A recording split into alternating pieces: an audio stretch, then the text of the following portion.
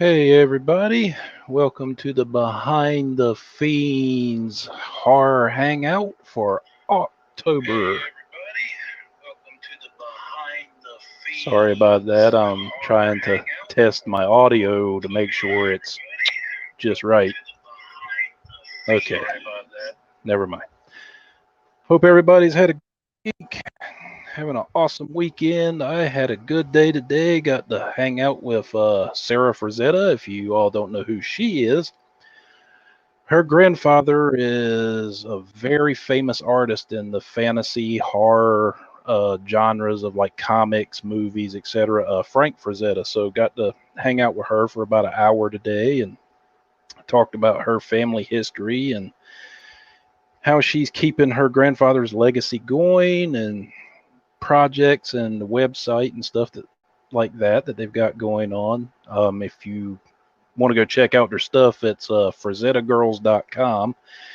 And you can find like prints and stuff for like Frank Frazetta and everything. He's most famous for his work on Conan, but he did do some time with EC Comics and some other little small imprints here and there. He never did venture into Marvel or DC or anything like that. And uh, who else did he happen to do some work for? Oh, well, he did a little known movie from the 80s, Fire and Ice, which is some of the most beautiful rotoscoping that you could ever possibly see on a big screen. I We both talked about how it would be so awesome if they would actually do a restoration of that film and do like 4K and put it back out, but she was telling me that that's kind of tied up in like legal and stuff like that. But anyway, this is my first time on StreamYard. Hope I'm not screwing this up. Uh, it was referred to me by Steve Merlot to use this rather than Instagram, which last time I used Instagram, I wasn't aware that Instagram likes to give only time limits to do your stream. So we're sitting there watching American Werewolf in London, and the next thing you know, we're getting cut off. And then you have to restart the stream again and rinse, wash, repeat. So I'm trying StreamYard here, and hopefully this is working great. Seems that my audio was pretty clear as I was looking on my phone. But I'm going to pull it back up just so I can see the chat and so forth.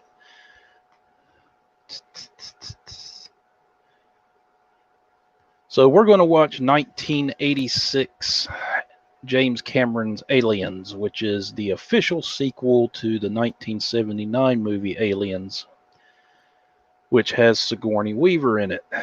And it is my favorite of the series. I know most people don't necessarily classify it as a horror movie. It's more of an action movie. Got it. But there's still a lot of elements of horror in it. It sticks very true to that atmosphere that Aliens was known for. And as we are watching this movie, I'm going to periodically pause it and I am going to ask you guys a series.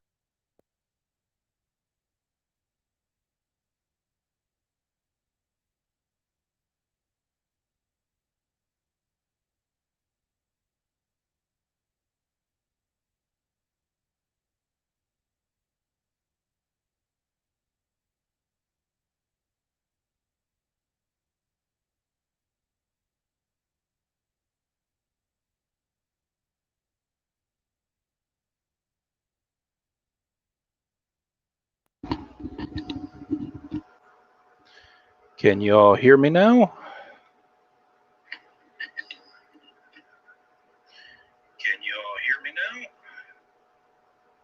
Okay. Hopefully these don't die again. I don't know why they turned off. But anyway, without any further ado,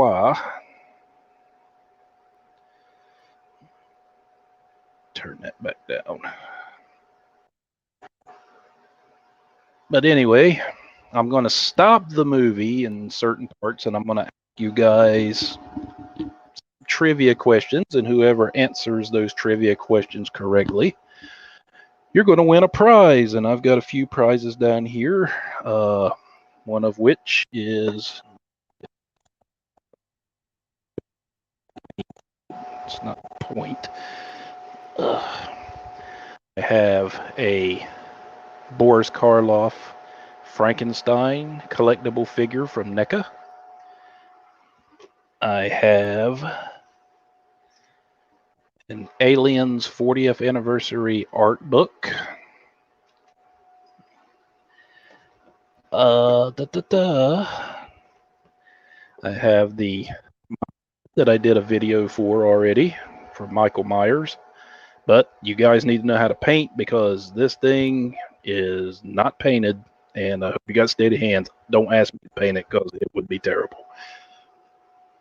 And what else have I got? And an Aliens cookbook, so you can make all those wonderful xenomorph dishes. Yay! And then I've also got coming in the mail the actual complete Alien collection of films, and that'll be coming in hopefully this week. Wish I had it now to show you guys, but with COVID and then the fact I live in Hawaii, mail is not exactly the smoothest over here. But let's get ready and watch this movie, shall we? So with that,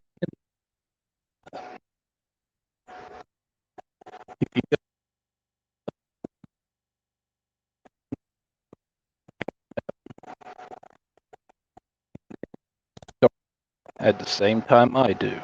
But I'm going to give you a few minutes just in case any of you want to watch this with me. And while I'm waiting, I'm going to see if I can find my charging cable for this headset, which I don't think that is it.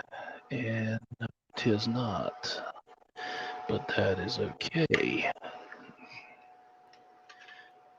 because I think it is over here in this mess.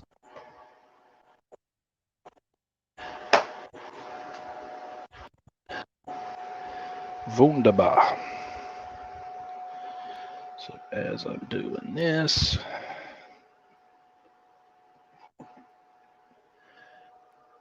technology. There we go.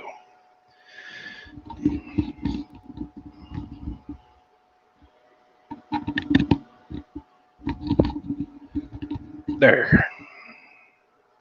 Now we don't have to worry about it going dead. Technology. Now, make sure I can still hear myself as I watch myself fumble with the technology. Look at me. Don't know what I'm doing at all. There. Now we don't have to worry about it going dead. Okay. So YouTube me actually did it without fail. That's cool.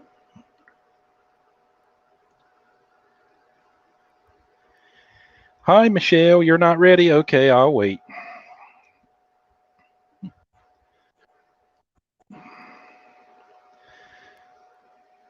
Michelle is part of the podcast Sisters of the Strange. She's a fellow podcaster, fellow horror nerd like moi. She also has a Instagram page at Breathless Beauties, and if you're into creepy dolls of horror characters and or serial killers, go over to her Instagram page and get you one of those creepy dolls. I still keep eyeballing the Texas Chainsaw Massacre one you got.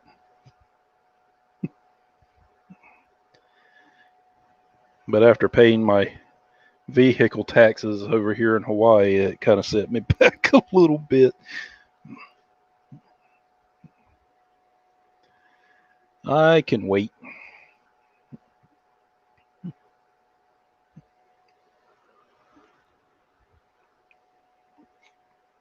Keep hoping Lucas would have showed up, but I don't see him.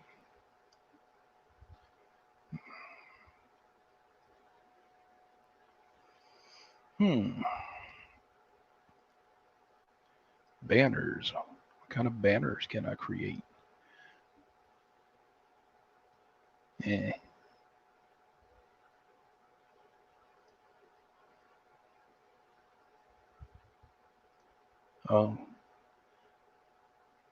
Yeah, guys, I am just now learning how to work this StreamYard, so don't crucify me over it. Hey, Peter's going to watch it with us too. You all just might win all the prizes then. Let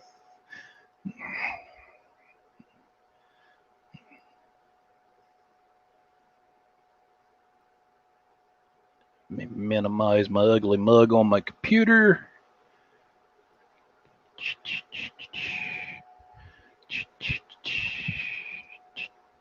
Okay. Hey, Mandy's here. Yeah, Mandy, is probably me. I'm a noob when it comes to this live streaming game. I'm used to just talking into a microphone and not seeing myself on a screen. That, and I'm also an 80s child. So, yeah.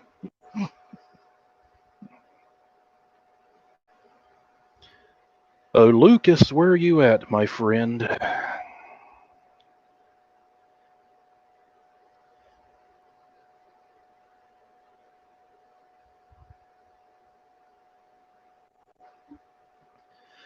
Oh, Luke, where are you now?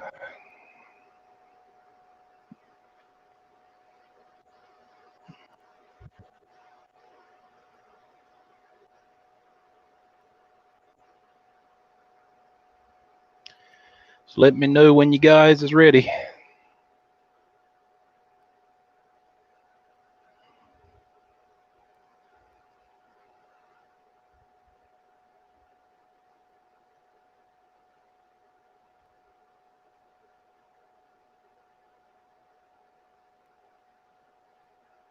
But yeah, the Sarah Frazzetti interview was actually pretty good today. I actually enjoyed talking to her. Very sweet, humble, down to earth person. And she's got a very cute German Shepherd by the name of Bruce.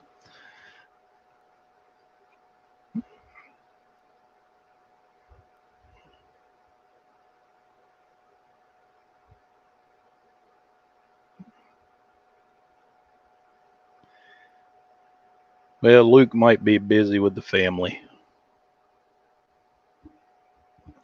Was hoping he'd be here.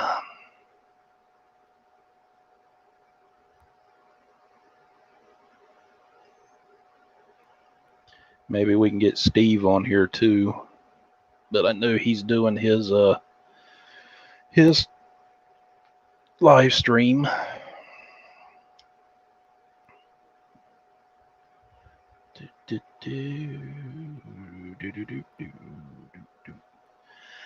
I don't know who she actually named that dog after. I know she just called him Bruce. He's a hoss. He's a 115-pound German Shepherd.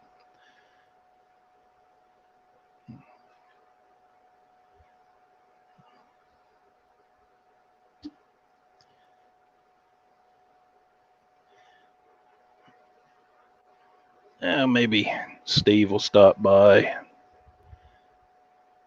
If not, it's okay. Let me see if maybe I can just shoot him the link. Where are you? There you are.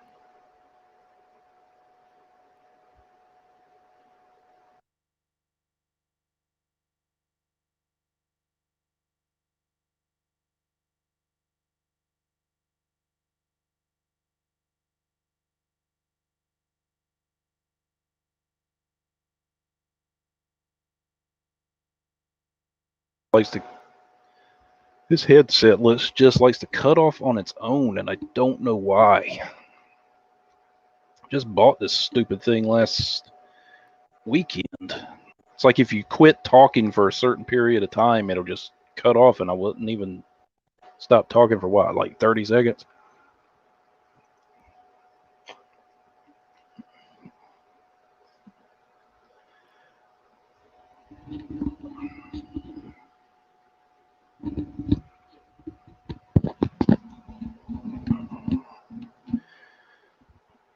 Yeah, the movie is on Amazon Prime, but it's like rent it.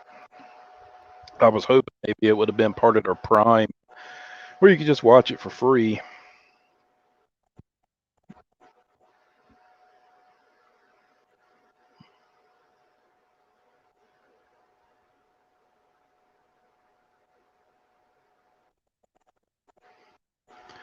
Let me look at something here.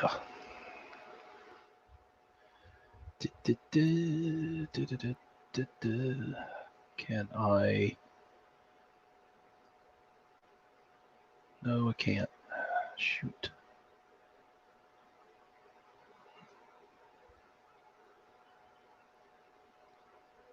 No, I didn't want to play it already. Yeah, it might.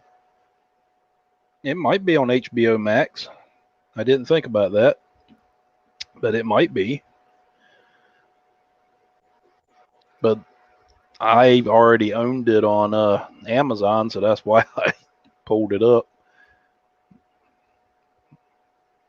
But it shows that it's like $3.99 to rent, which I think is a little pricey for a 35-year-old film, but you know.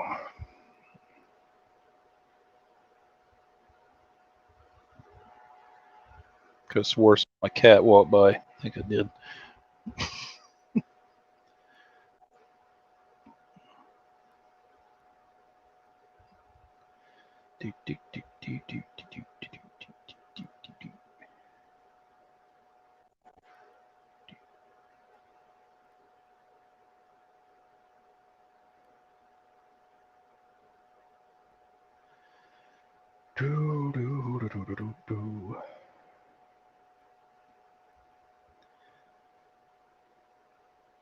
Yeah, I mean $2 would be plenty expensive enough for that. You know, it's not like this is a new release.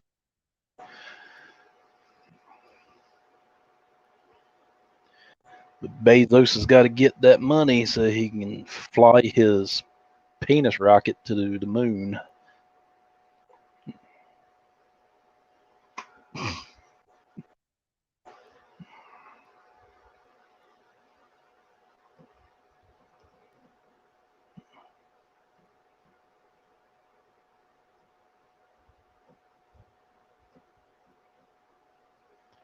Come on, Luke, where are you?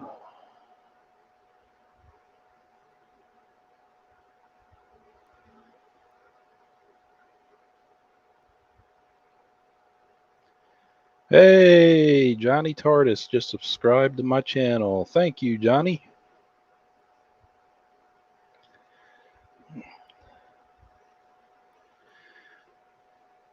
We will hopefully get watching this movie. I wish it was free on Amazon. Amazon, if you just happen to watch my live stream video in my YouTube, you need to make movies like Prime. Older people are having to pay for. Considering if you're already a Prime member and you're paying, what is it, like $100 a year annually? Man, we all know you got a penis rocket and you're building a doomsday clock in the mountain, but let's be real here. You are a trillionaire, I think, or close to it.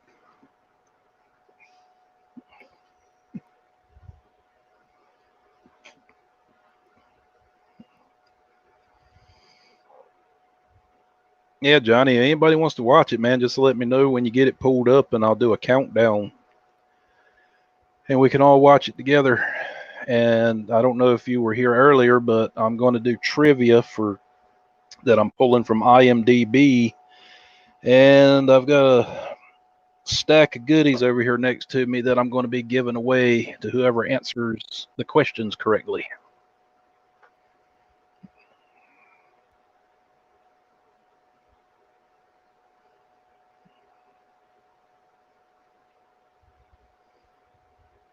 Yeah, it's my favorite of the Alien films as well. I know a lot of people kind of hate on it because they're like, oh, it's more of an action film. Yeah, but aren't most of the rest of them as well? I mean, the only one that we could truly call a horror movie would be the first one. That's really it. Because after that, I mean, Alien 3, that was definitely an action movie. And then that one with Winona Ryder, what was that one? Alien, shoot. Damn it. Now I can't remember the name of that one either.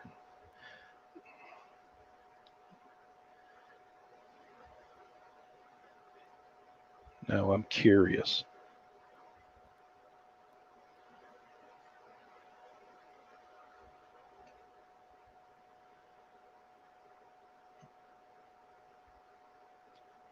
Alien Resurrection, so I thought. Then Prometheus, which was and Covenant. Covenant was okay. Yep, it was Resurrection.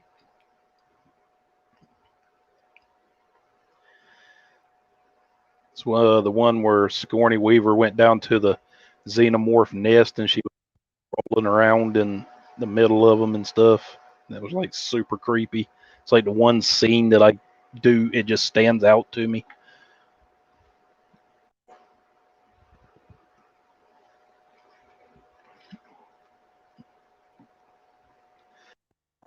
Covenant, for it being a little strange, I liked.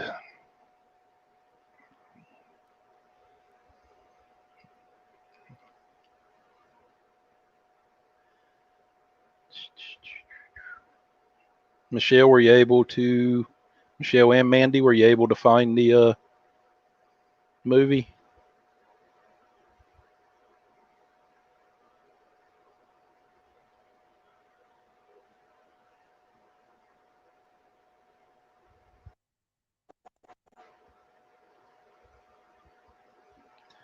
Alien Resurrection. Supposedly they're making an Alien television series, or it's rumored. Been reading a lot about it, but it's going to be based around class warfare. So you're going to like upper class, middle class, lower class, and xenomorphs.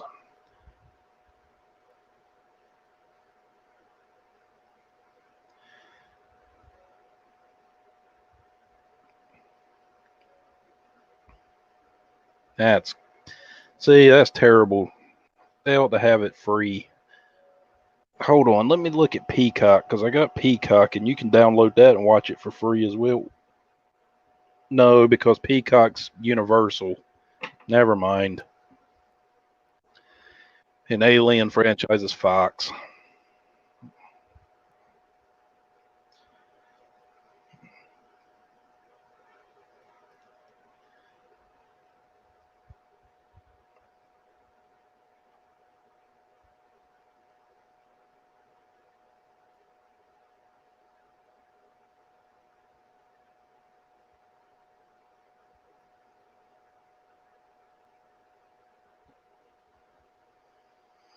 Alien 3, I mean, it's okay. I mean, yeah, you have to watch to really appreciate the story as a whole with Ripley, but was it strongest of the series or even close? No, not by a long shot. All right, everybody ready? I'm going to start this thing.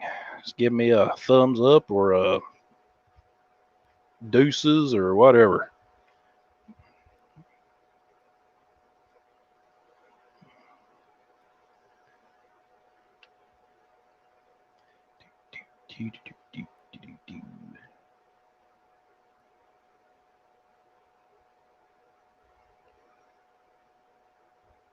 Okay, Michelle's ready. How about you, Johnny and Mandy?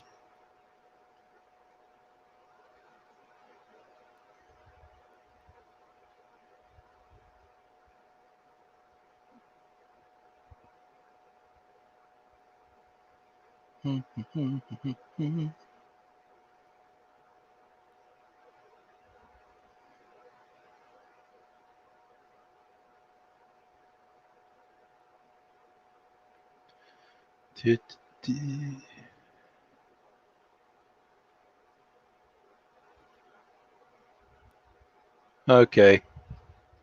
No worries. Maybe you'll know an answer to one of the questions so you can win cookies again. Hey, Peter. All right, guys. So in 5, 4, 3, 2, and 1.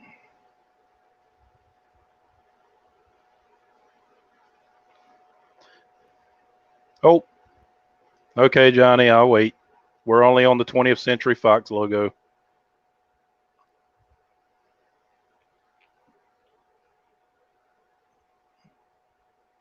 You just let me know when you get to the 20th Century Fox.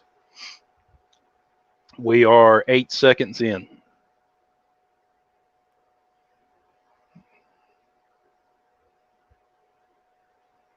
I miss the 20th Century Fox playing before Star Wars movies. Anybody else? Just doesn't feel right with the Disney. Something about that. I don't know. Maybe I'm just standing on my soapbox with that one.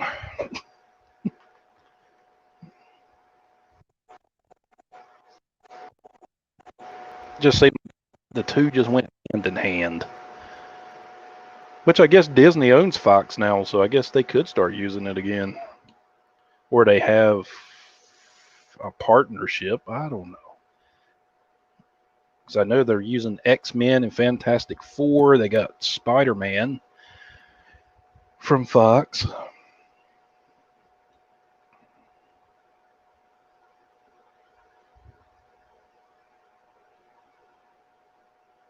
Yeah, I'm only at 8 seconds.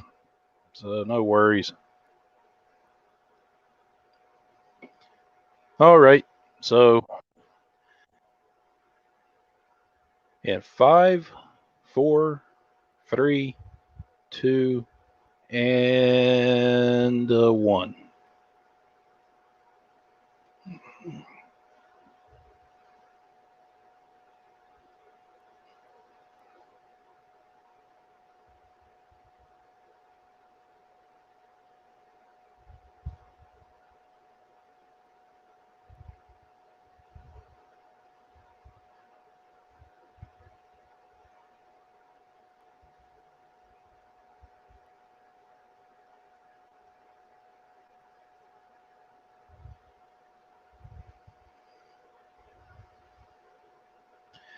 Michael Biehn. He had one hell of a career back in the 80s. Terminator, Aliens, Lance Henriksen, Bishop. Carrie Henn. I've tried reaching out to her to get her on the podcast, but she is a hard one to connect with.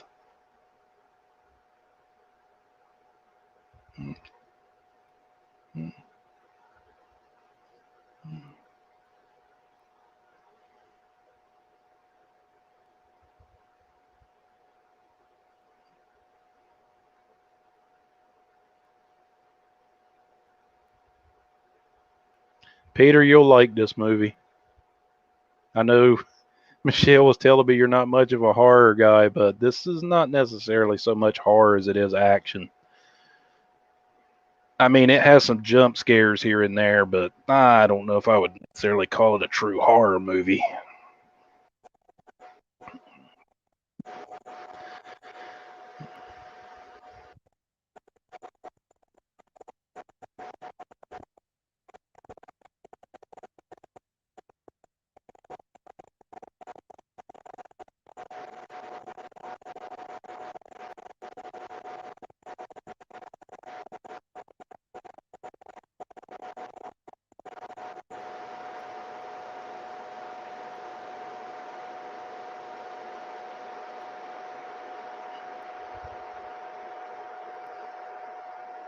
When you say the lights are on, Was he scared? Oh.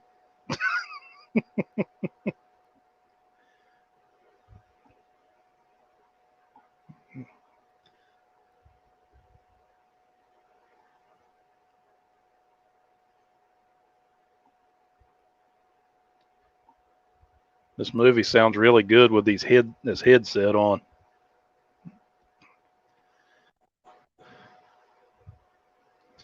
It ought to, considering I paid over $100 for this damn headset.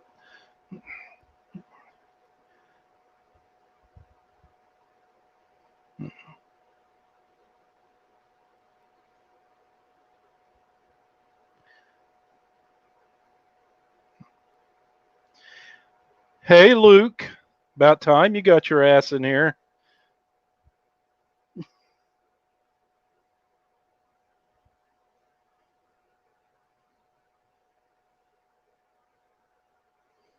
You're stuck in the Matrix. You're stuck in that Matrix of all them babies.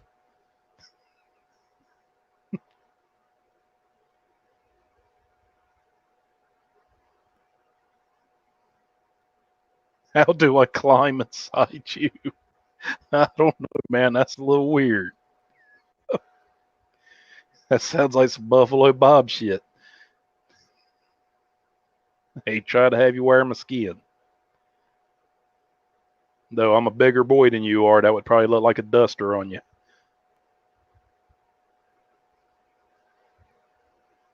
How do you join me? I would have to invite you in.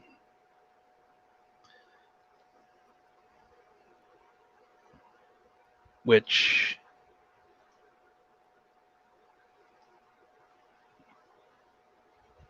invite a guest to see how this layout. So I would have to invite you.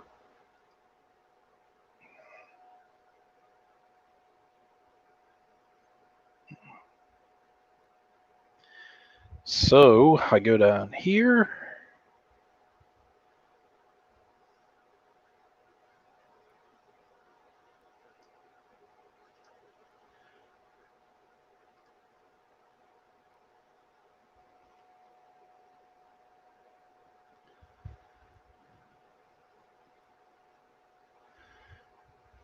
Invite.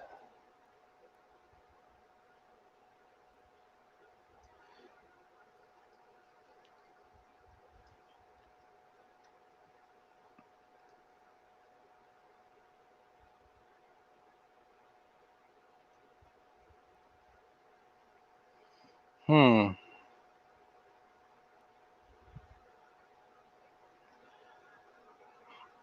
Oh, I can actually have 6 people on at once as long as I pay.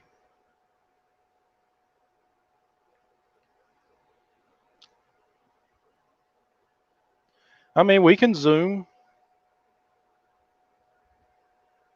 Hold on, I'll send you a Zoom. I can do both.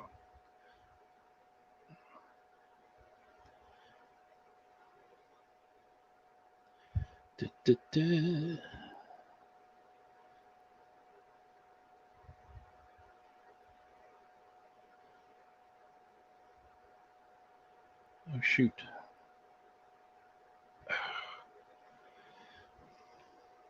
Wow. Paul Reiser was just a baby.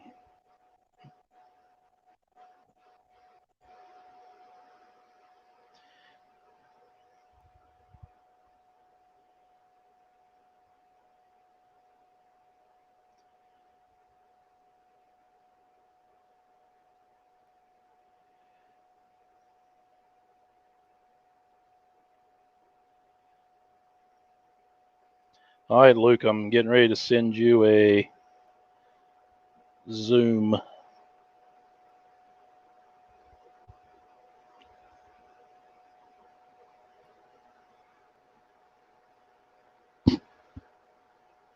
Oh, you only have the first film, Johnny? Well, I am giving away the film set.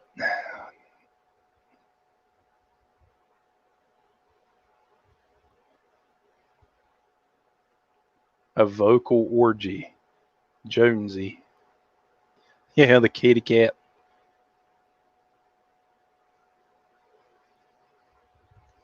Acid reflux. Prilosec. That's how I felt last night after eating that Subway.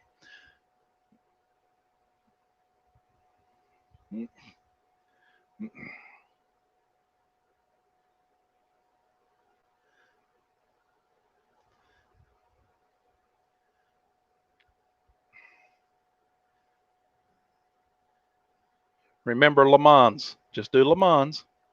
Breathe.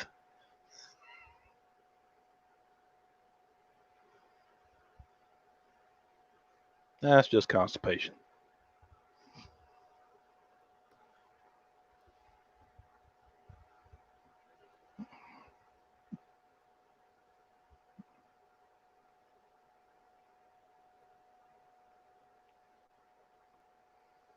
All right, Luke, I'm on Zoom whenever you're ready there, playa.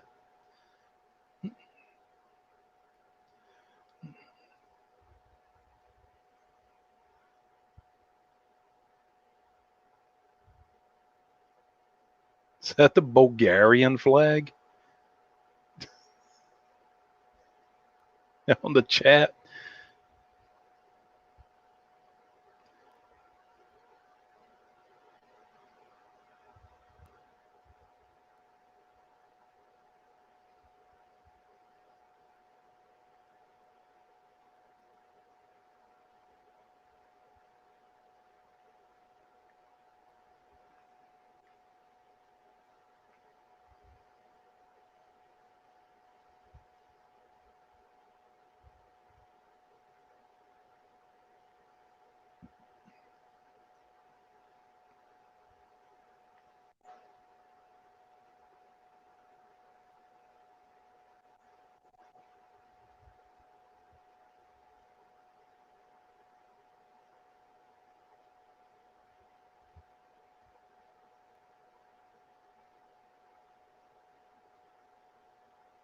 What show was it Paul Reiser used to play on television back in the 90s?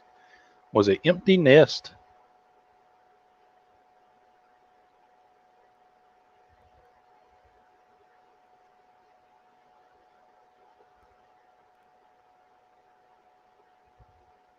Yeah, I want to say it was Empty Nest. Oh, shit.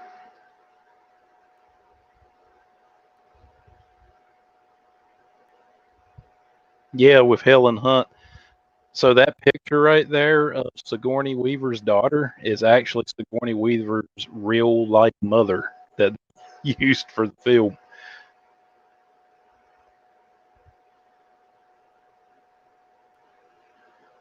Yeah, yeah, you would think so.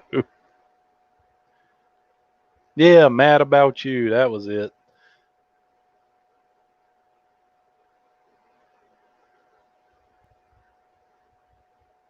Yeah, he didn't make it.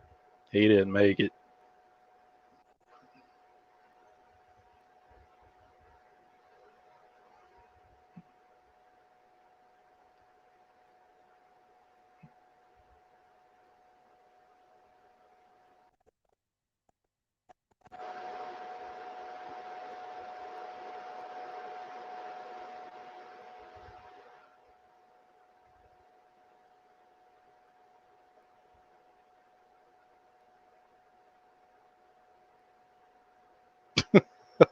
No, that wasn't one of the trivia questions. That was just some random useless knowledge stuck in my head. I thought that was Rip Torn there for a minute. I was getting ready to say, you better sit down, Sigourney. He'll throw a wrench at you.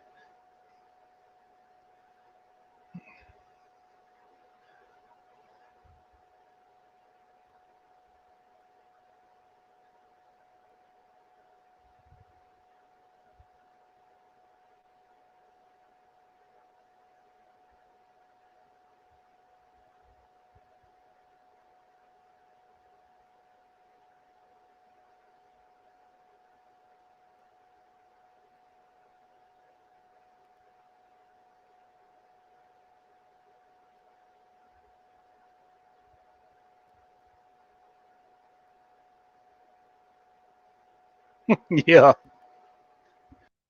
love that damn movie. Ben Stiller. What?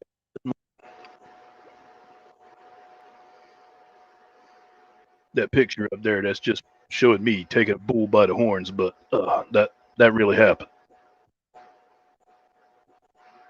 I probably did terribly, but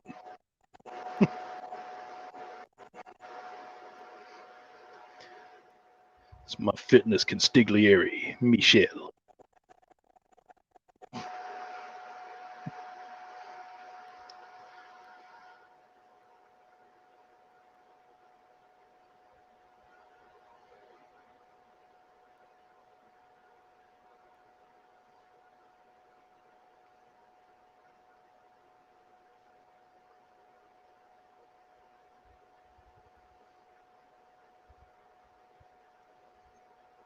Well, I thought Luke was going to join me in the Zoom, but oh.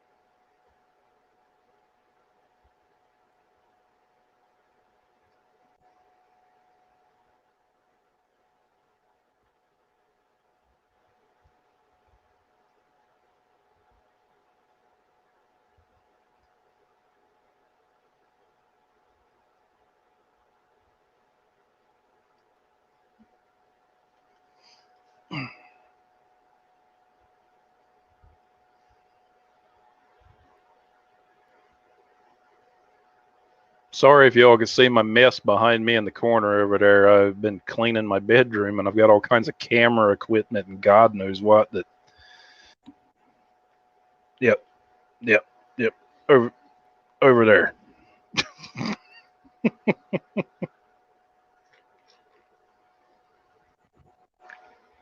Shake and bake. Ricky Bobby.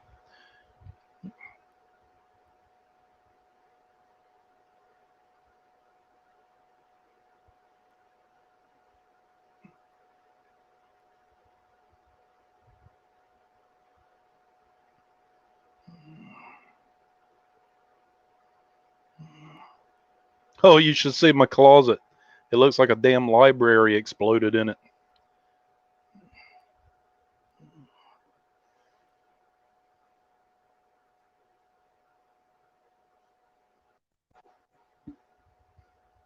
Is TARDIS still here with us?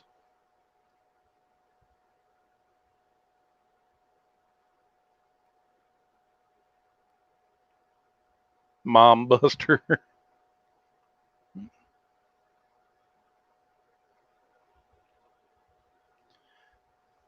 If at some point someone doesn't say something to the effect of Ripley's Believe It or Not.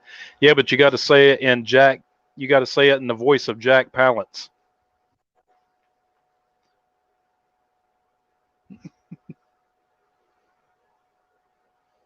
If you know who Jack Palance is. See, senor, I see you.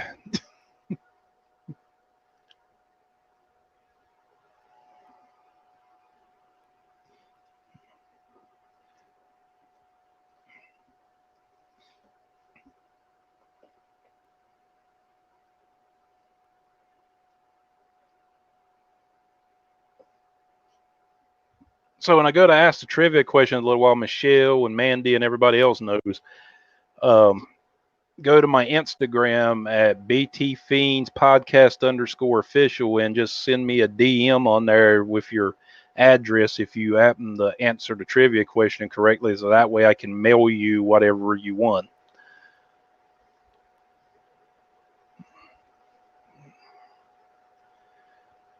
I had on the last live stream I did, I had a guy post his address to the chat, and I'm like, oh no.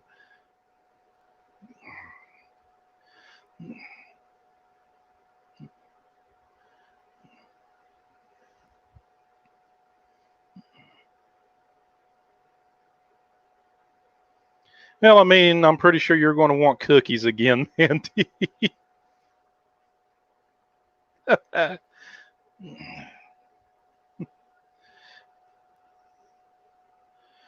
Link's not working. Okay.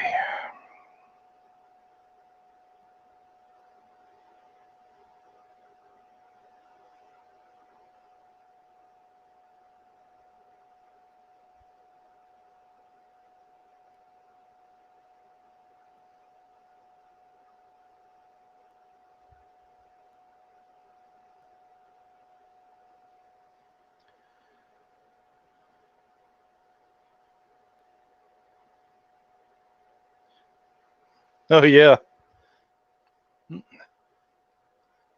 Ship full of monster cockroaches with acid blood.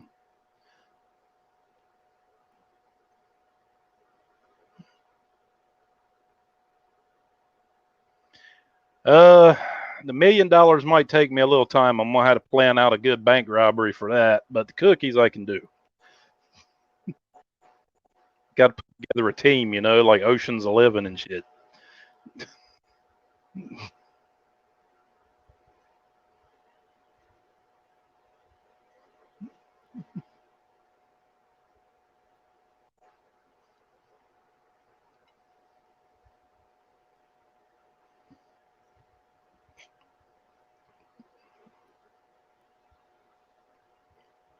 No, they won't. They're going to get eat.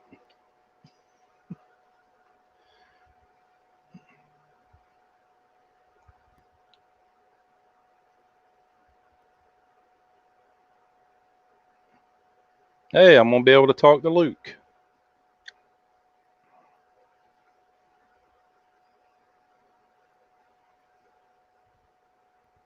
Maybe.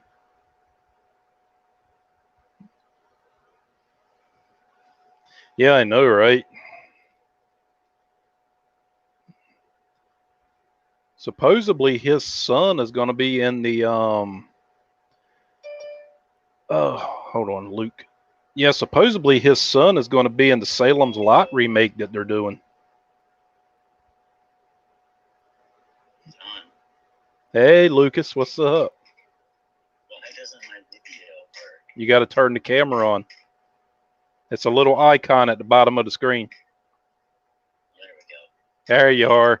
You're on the moon, baby. Look at your long hair. Yeah. You got that whole you got that Fabio look going on. Yeah, I know, John. I do. But you know what I don't have? The rest of it. Okay. We could do a Fruities commercial right now with you. You want hair this shiny on the moon? Vidal Sassoon. Let's get it over his shoulder. How's it going? Have you watched Aliens yet? Yeah, just now watching it, sitting here chilling. Yeah, where we at? At 21 minutes. It's a long movie, man. It's 2 hours.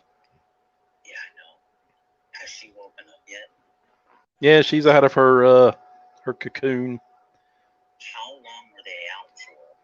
She was supposedly out for, I want to say they said she was out for like a couple of decades. God, no. That's what you were gonna say. She rolled out of that sack looking finer than wine, son. Well, I mean, her daughter got old and died, and she's still young, so. Looking good. She's got to carry that hurt. All right, what else is going on? I guess they've been given their whole mission where they're supposed to go back and do the salvage thing. Yeah. Have you met the crew yet? Yeah, Bill Paxton and Michael Biehn, Mr. Terminator. Fuckbot's there already, right? Bishop? Yep. Lance Henriksen. Interesting film note. When they first pinned it, his name was Boner. There's a trivia question. It was really popular at the time. According to Luke, so say that into the mic again. His name was Boner originally. So it wasn't Bishop, it was Boner. Should I put my microphone in my mouth? Okay. No, okay. I was watching it and I don't recall it being so long, dude. Damn. Yeah, man, it's a watch, man. It's a commitment once you start. I don't know if I have that kind of commitment. I think I'll just get off on a Flight Navigator or something, you know. Well, you're supposed to watch Mr. Boogedy later. I hope so. Don't you stand me up. I ain't gonna stand you up.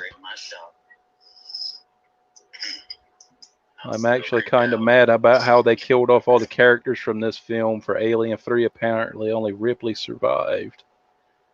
Yeah. Was 3 the one that was hated? Yeah, because they killed off Michael Biehn. They even killed off Newt. Was that the one with old Winona Ryder?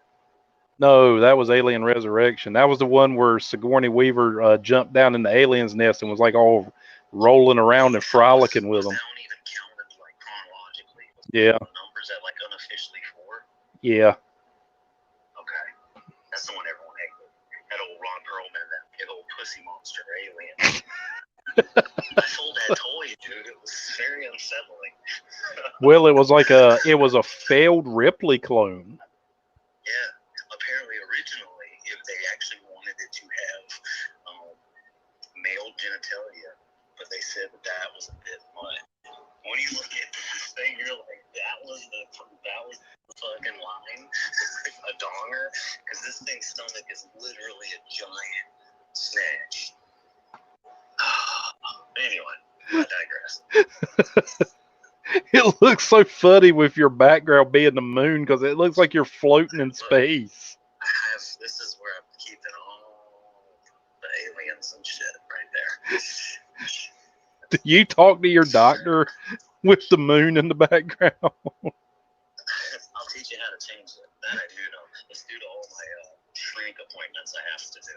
It fucks with me, man, because it's like you're floating and shit. Good. See, everybody? Look. Let me fucking...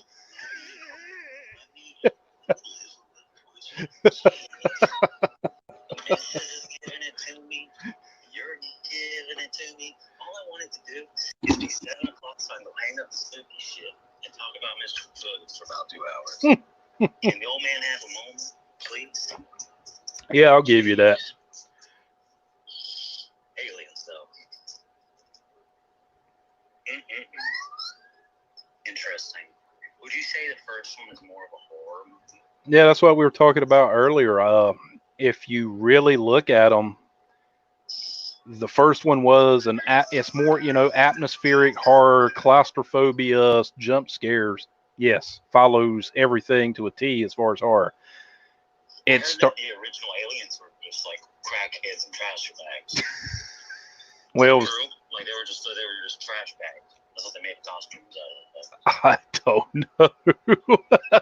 I know they use the mime artist for the actual alien, but the second movie and on, it's just become a action series kind of. Well, what would you call it? A nice little blend of horror action. Yeah. Suspense. Don't gotta go over the top. I don't want it to be. I never want to see Michael Bay aliens. Has he ever directed a fucking like a sci-fi type of movie like that, where it's just Who, Bay? Yeah, I guess Transformers. Yeah, I mean you could count Transformers in that.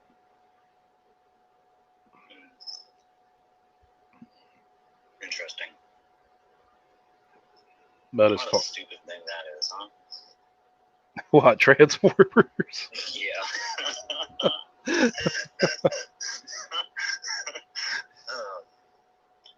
But I digress. So was Randy working the store today and you're at home with the kiddos? No, sis took the weekend off because it's her boys' birthdays. I guess my brother-in-law and my Matthew's birthdays were back to back. So I gave her the weekend off. And Kate's working. Randy was being annoying, so I told her to go shopping. Like, can you get it out of here? With all due respect. And I'll keep the kids. This little bunker right here. Right there. I'm about to crawl in there. Like that gopher and Caddyshack. And old Luke might just disappear forever.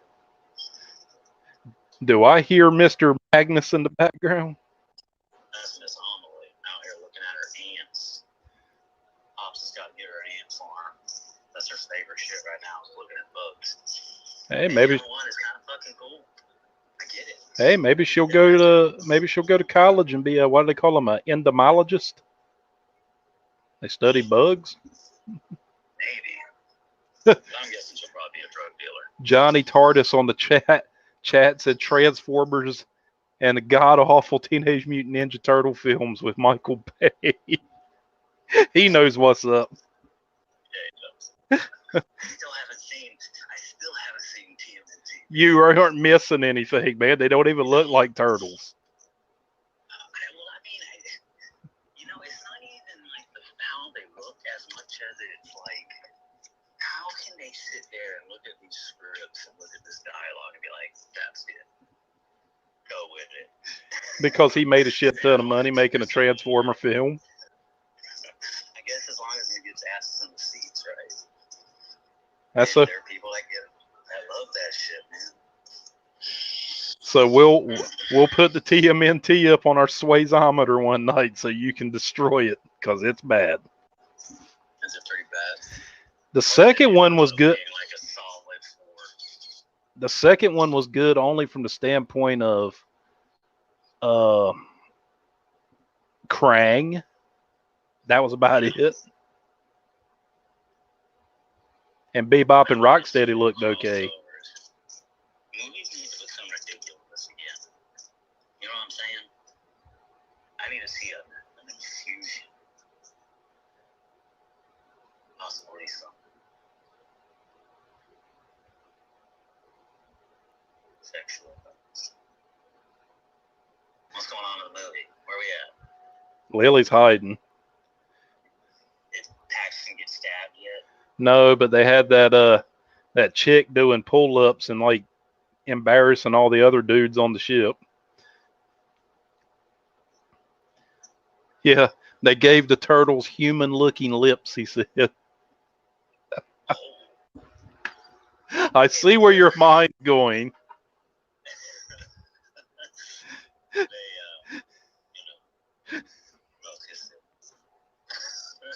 Oh my god. I'm trying to be good. My phone's gonna die. I'm trying to be really good because you're live. I don't want you to get in trouble.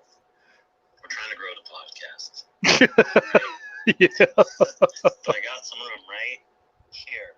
That bunker over there. Where right there. That's where the house is. That's where it is. That's where that old man from Up is. We just sit around YouTube. Right there in the middle of the crater. Dude, I would never let anybody take a knife and go in between my fingers like that. Hell no. You never done that? No, man, I hate that. I don't live on the edge like that, son. I did that stuff. You didn't do that? Fuck no. We should do it tonight while we watch Mr. Boogly. I'm good. Oh yeah, I forgot about this. This makes the Turtles movie even stupider. The fact that Splinter taught all of them karate from a kung fu book. As if it wasn't stupid enough to begin with. That's the fucking deal breaker. He found one of those instructional books like you used to buy at the book fair that's like teach you how to do the death grip. I never did that. I went to the library and used to fucking check out books on what was like nuclear physics and shit. Because I was gonna be able to build myself a time machine, baby.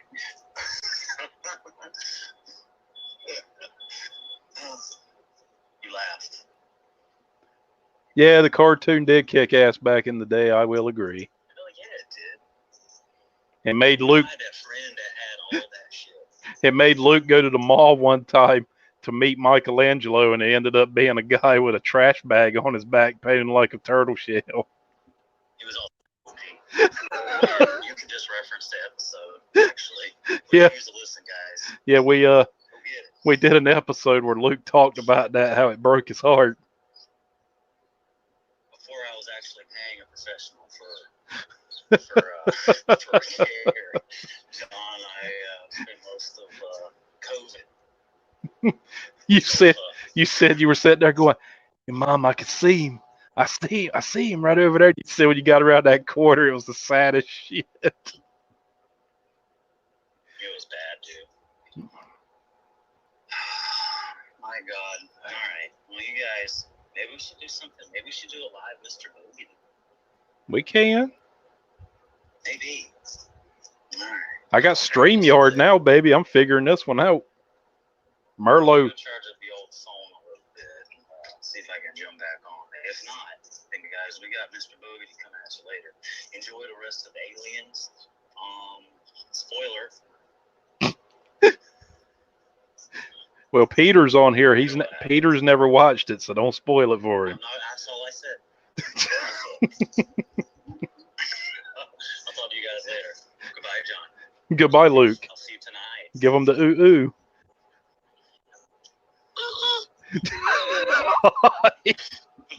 Later, brother.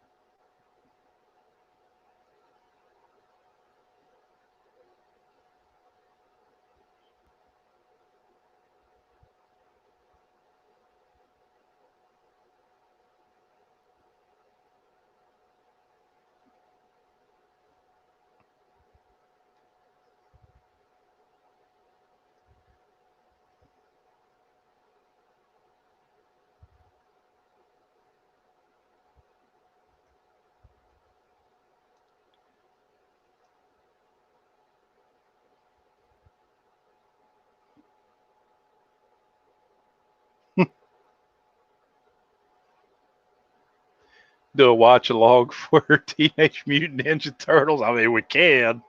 Could we do the 1990s one instead of the that Michael Bay crap?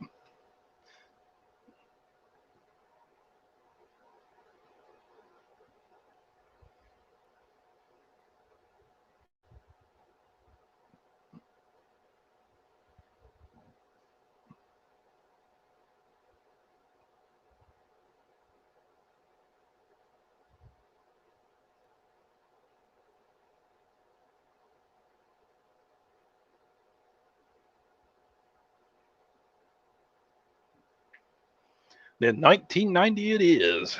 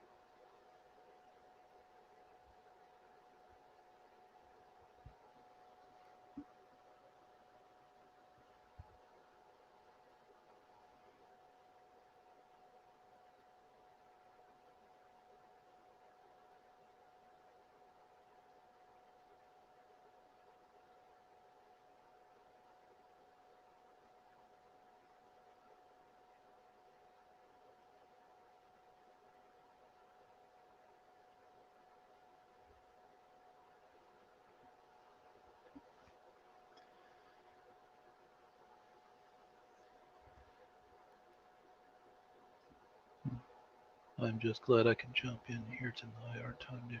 Yeah, I figured if I started the streams a little bit earlier, it would work out better, being that most of y'all that I know were on the East Coast.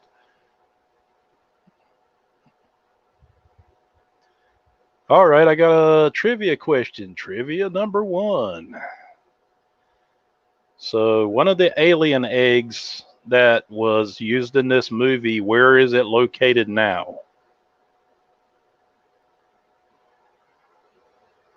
And yeah, I've seen that movie on YouTube. That's where I watch it all the time. Because I actually got a copy of it, but I got it signed by Kevin Eastman, so I put it away. But yeah, one of the alien eggs that was used in this movie is on display where? And it is for this bad boy right here, the Alien Art Book. Courtesy of Mr. Luke Martin and Dragon's Lair Comics.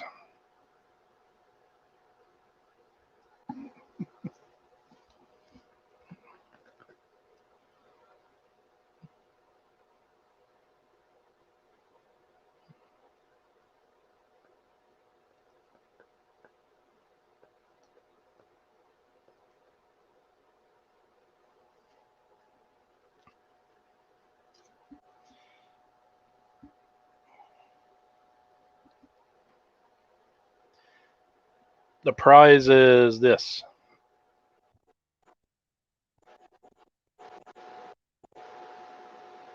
It's an alien art book. It's like 40 years of alien art from like sketches and stuff for the movie.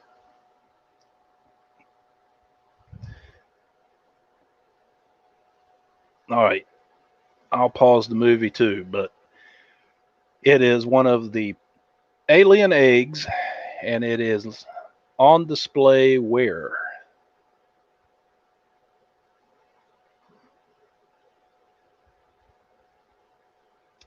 Yes, sir, Peter.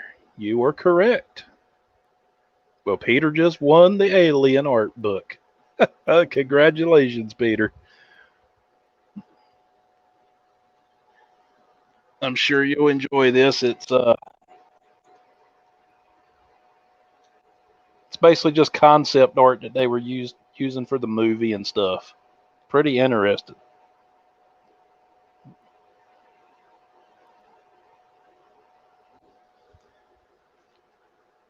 But good job, Peter. Michelle, I thought you said he didn't like horror movies.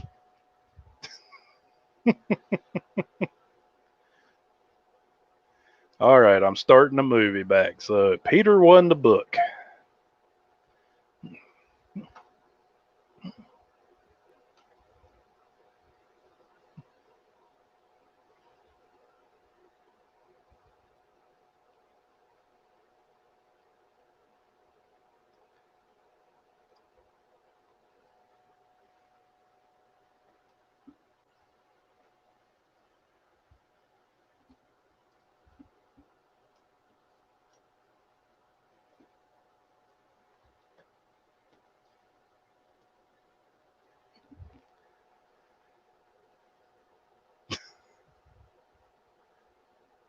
Don't worry about it. Y'all got you an art book. I'm sure he'll share it with you, maybe.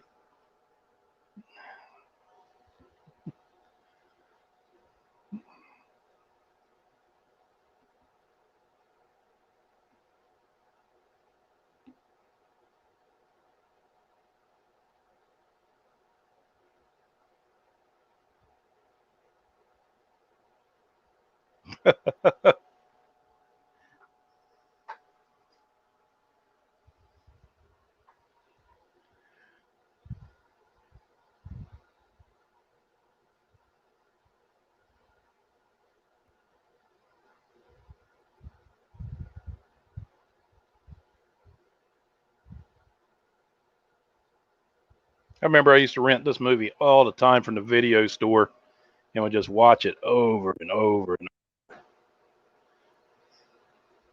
Oh, Peter, I'm pretty sure you'll share it with her, won't you?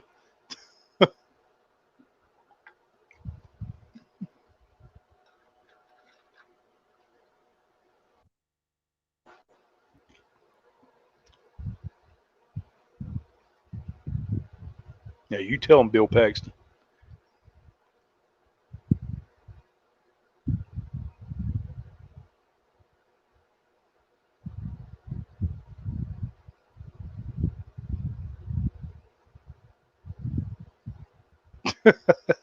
What's he doing? The mine. Sell it to her cheap. Well, the retail price of it was $40. So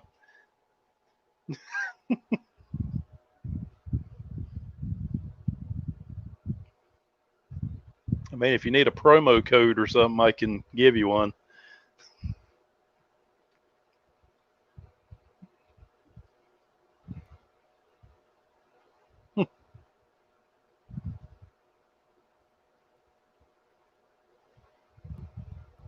I'd be puking all in that ship.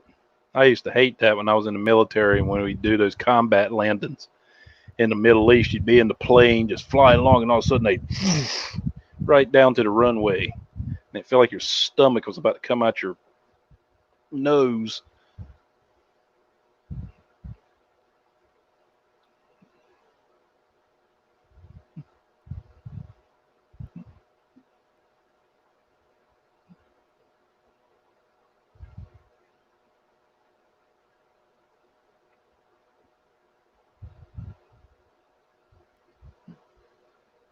Oh yeah, it sucks.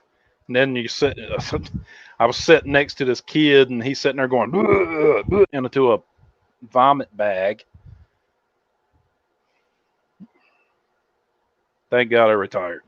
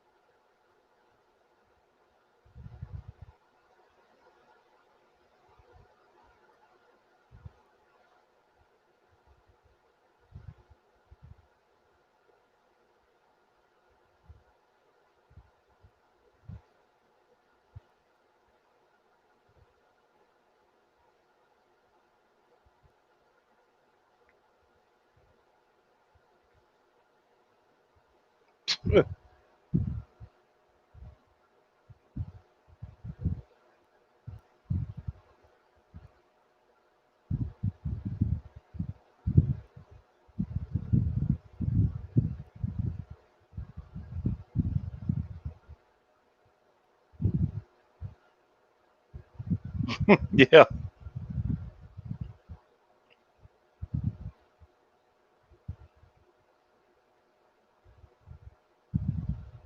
I like how they give the biggest gun to the smallest person, even though that's one badass Gatling gun.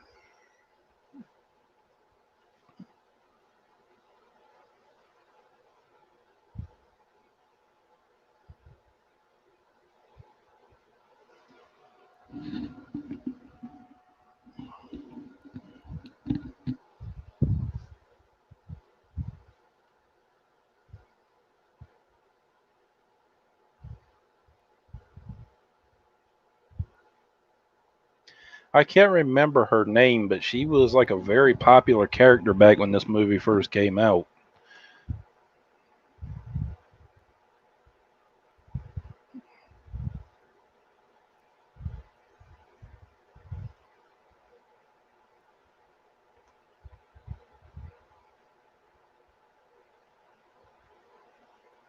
Panning over a miniature.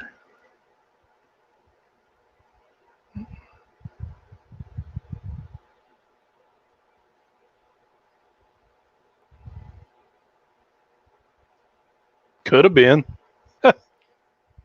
They wanted to do a crossover. You can see Ripley as the foster mother.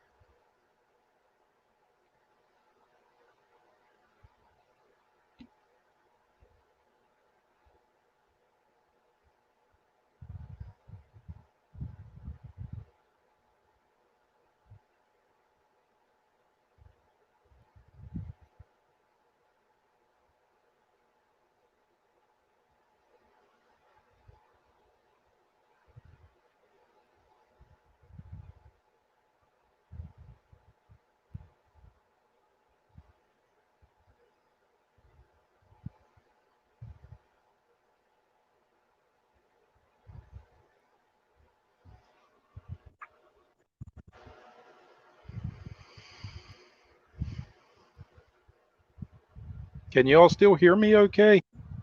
Or am I too loud or anything?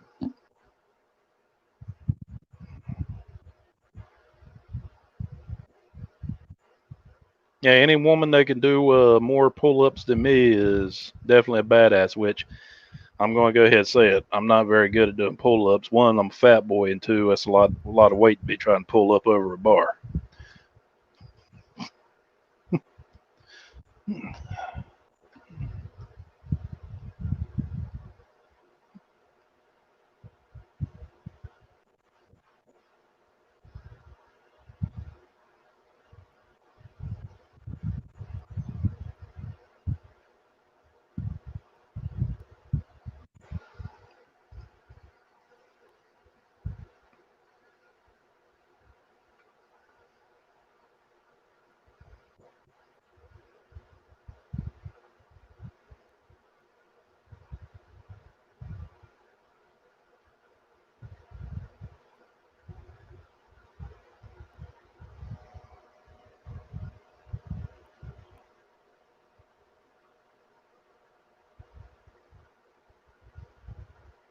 How far are you behind me?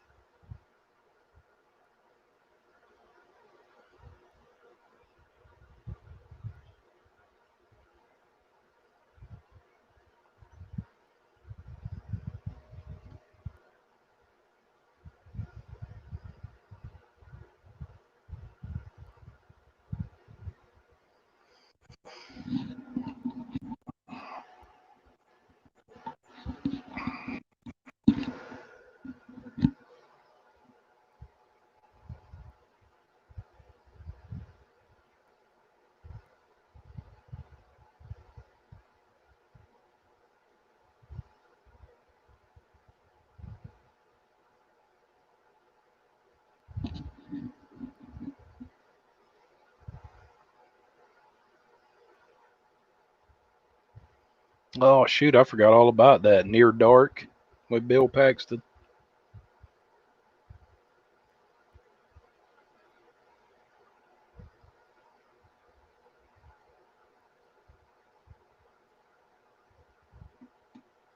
My son got that video game Alien Isolation. When that first came out, it had that radar on that. Oh my God, that was so creepy because you'd see the little dot of the xenomorph as it was coming towards you, and you'd have to hide. You had no weapons or anything. It was all about stealth.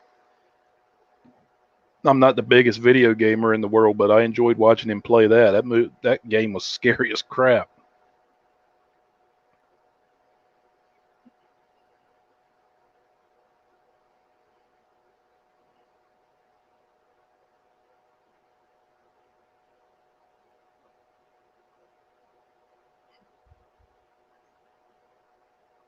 Oh, I wasn't even playing it. I was just watching him, and I had anxiety.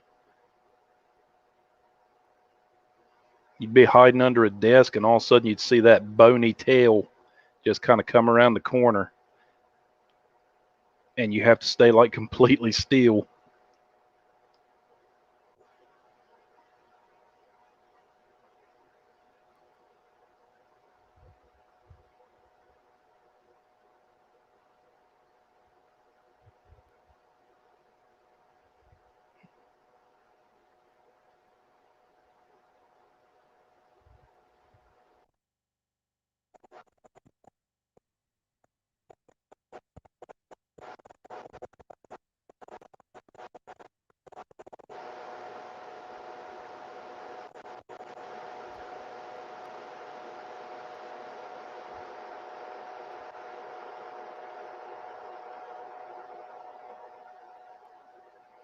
Yeah, I've got a Nintendo Switch. I just play my Mario Brothers.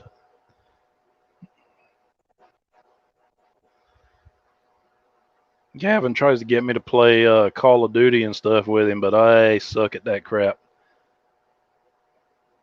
And then I'm such a competitive person that when I start sucking at it, then I get angry. So I just kind of stay away.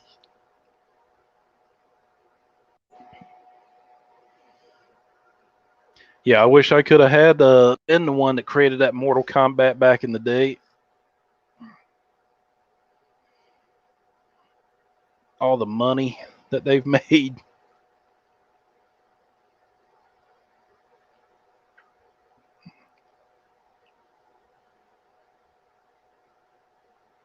Yeah, Switch, Johnny. They got the new Metroid game is actually coming out next week. I got that pre-ordered.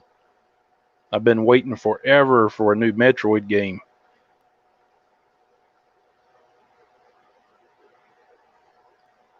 Which is heavily inspired by these movies.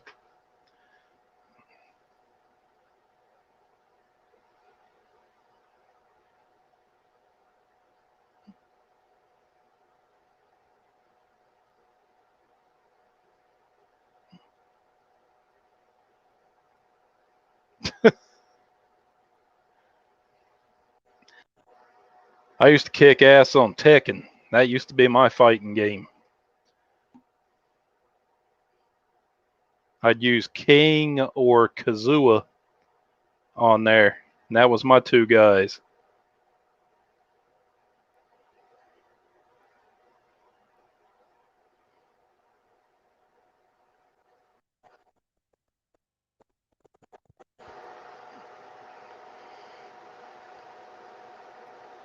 I remember I got the first PlayStation back when it first came out in the mid 90s, and that was Mortal Kombat.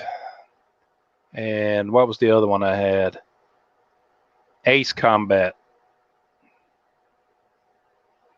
which was a fighter pilot game. And then I got Warhawk, and of course, Alien Trilogy, which is still, it didn't hold up well. I mean, the graphics look like crap now, but it was basically like the old Doom game, except with aliens.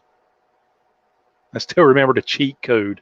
I got pink acid boots on. You put that on, that code in, and you actually got like God mode.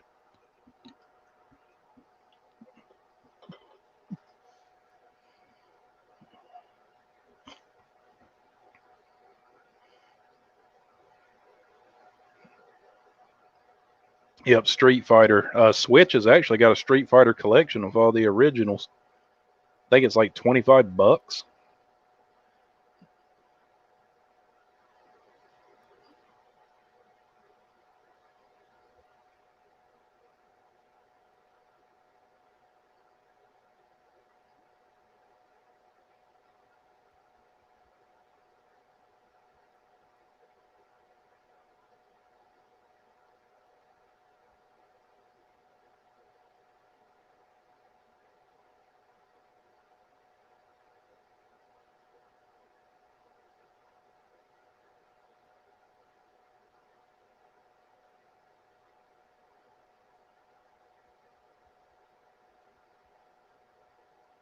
Think me and Gavin might go see that new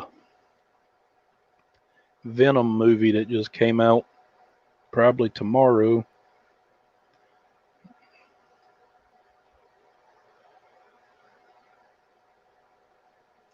The dreaded face hugger.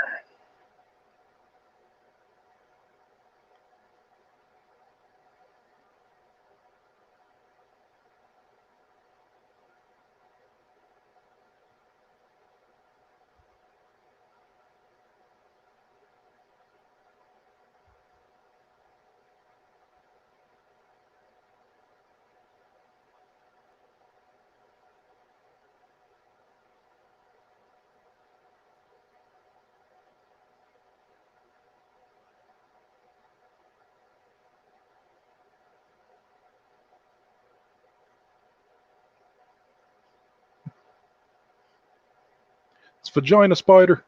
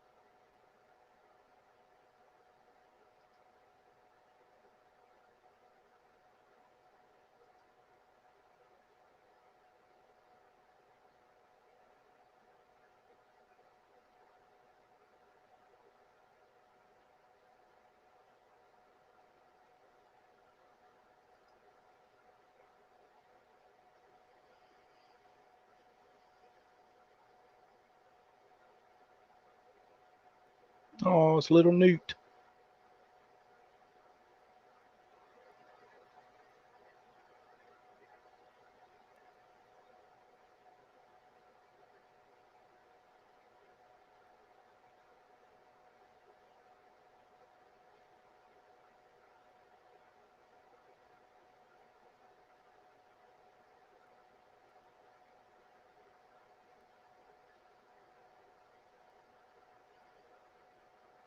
Yeah, like I said earlier in the broadcast, I have tried to get up with Catherine Hen,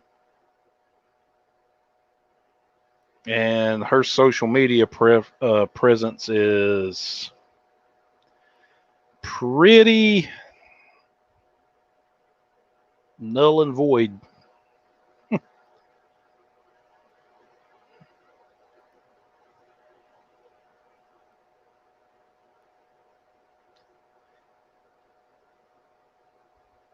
My buddy, yeah, my buddy, my buddy, my buddy and me, we do everything together.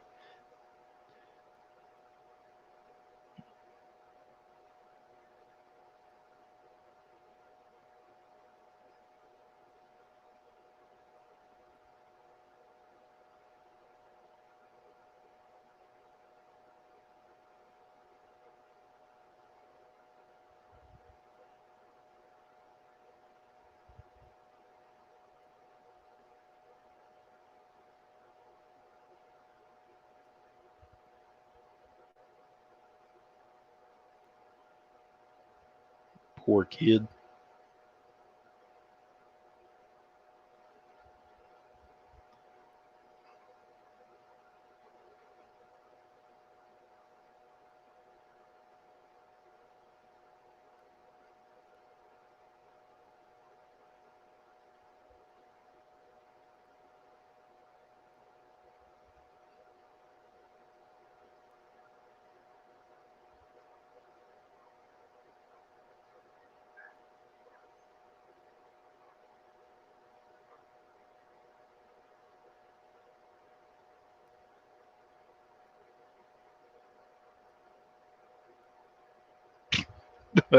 um, do you want the long story or the short?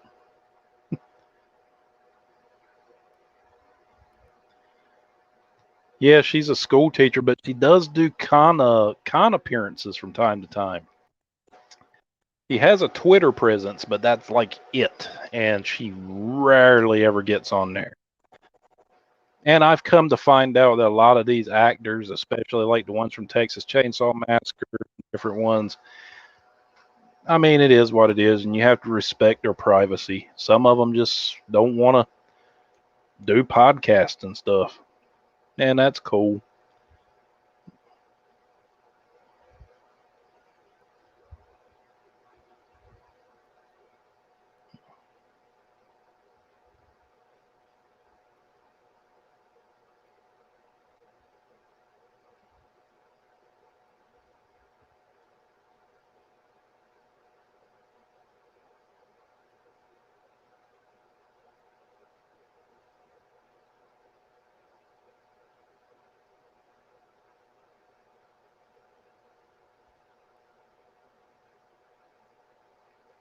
Yeah, I mean, especially if they've built a life away from that hustle and bustle of Hollywood.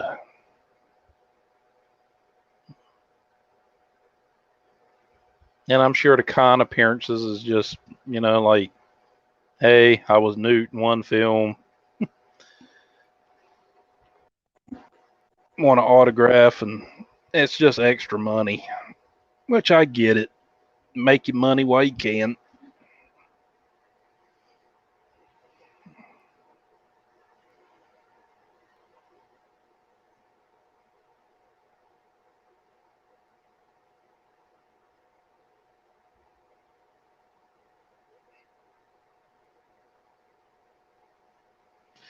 Yeah, she's definitely successful. She never fell down that path of self destruction like Corey Haim did, Corey Feldman. Well, Haim especially.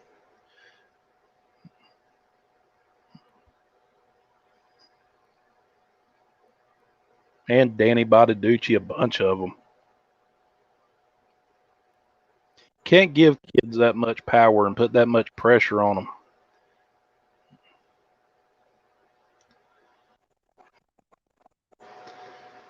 They just want to be kids.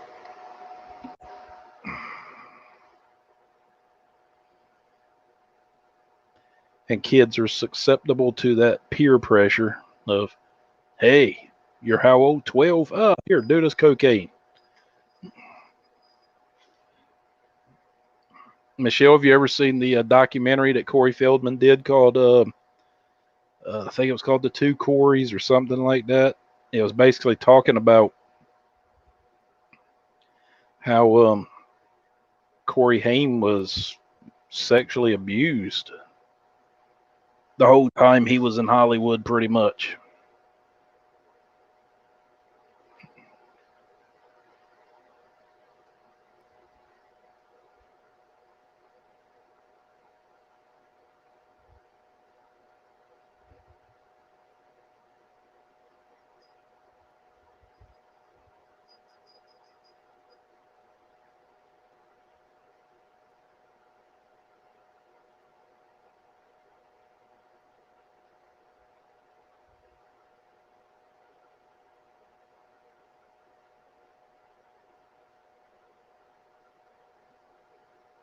Yeah, they made Corey Feldman take that documentary down. He was forced to.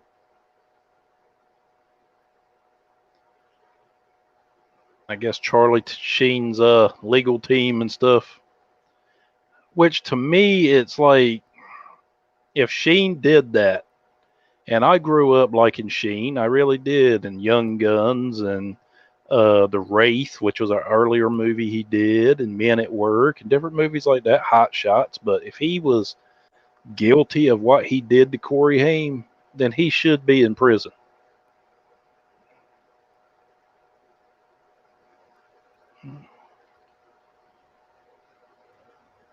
Yeah, his body was so beat up from all the heroin and coke and everything he had ever did.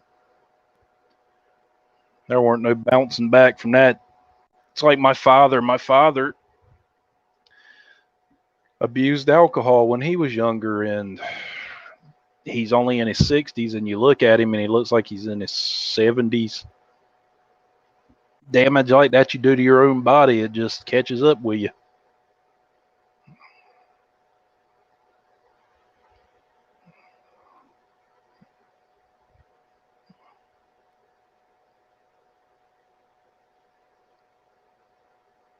Shit, there was a time I used to think we were going to see Macaulay Culkin as a statistic.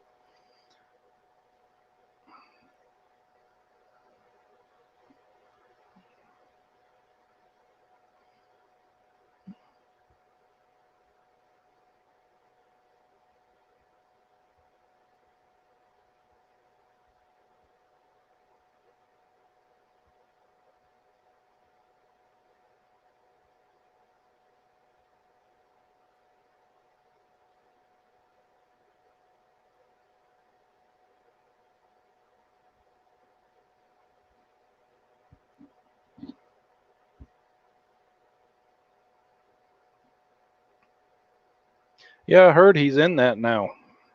I guess he finally gave in and started back acting a little bit, which is good. He kind of shied away from it. There's a YouTube channel called Sawyer Massacre with James Rolfe that I like watching, and he actually was on there with him. And he was just talking about how once he left acting, he didn't much miss anymore. But his family was robbing him blind, his dad and his mom, and pouring him out to every TV and movie producer and director there was.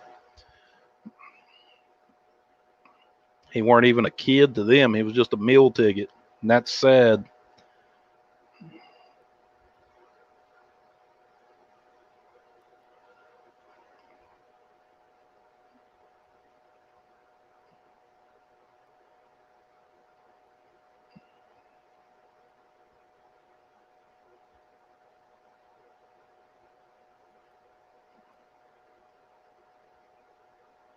Oh yeah, James Rolfe, man.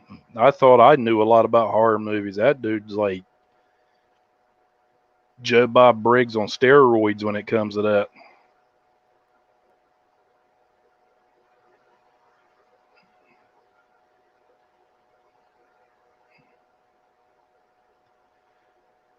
Yeah, luckily Corey Feldman managed to get himself straight, even though he still is a little odd. One of the special effects artists that I interviewed about a month or so ago, he's friends with Corey Feldman. I would love to be able to just sit down and talk with him.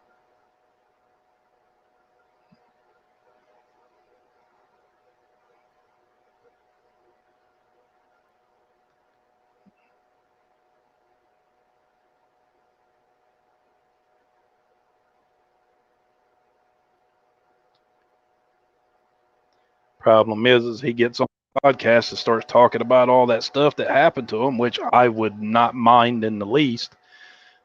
But then again, I don't want to end up in no cancel culture.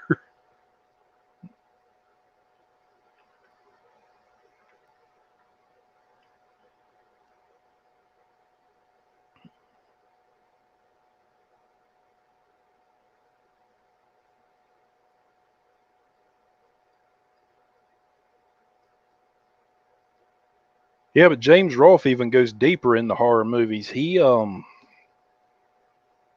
like me. He's a big fan of the old German expressionist films. If you ever get a chance to watch those, a silent film era of the 20s, have like Nosferatu, Cabinet of Dr. Caligari. What's another one? The Man Who Laughs. Maybe no. I don't know if Metropolis was German expressionist. I don't think it was. I think Metropolis was an American film.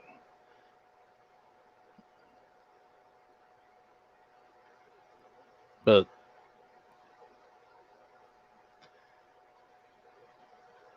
German expressionist is not for everybody. I mean, some people find it boring.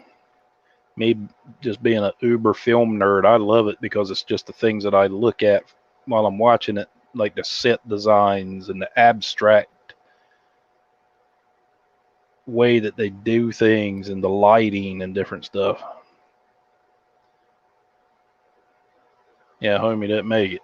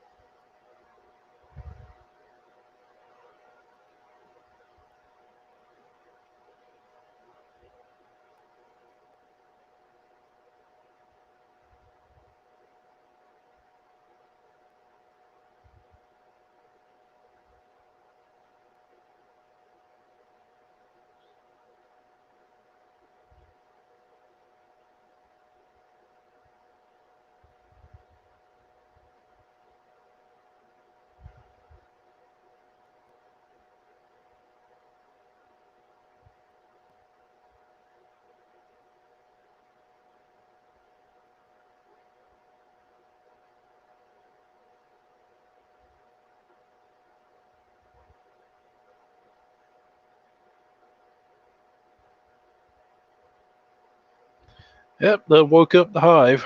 Good job.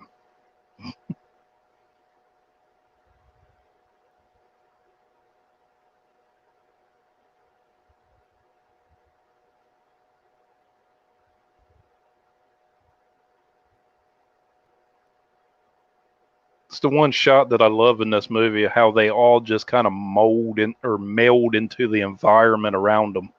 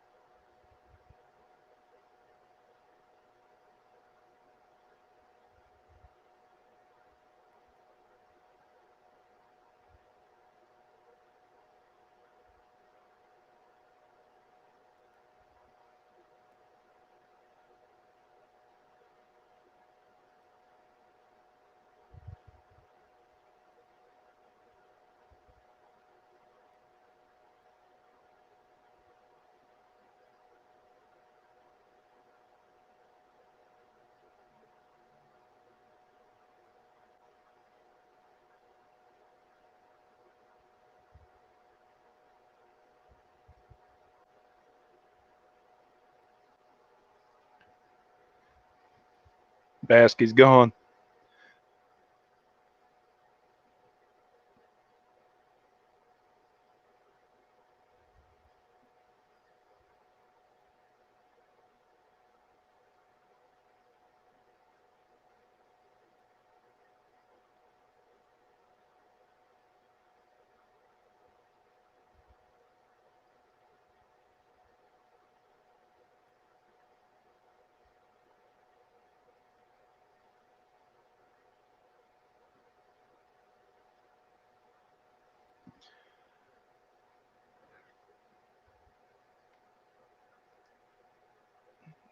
I'm at an hour 15. Where are you? I'm getting ready to pause and do another trivia question.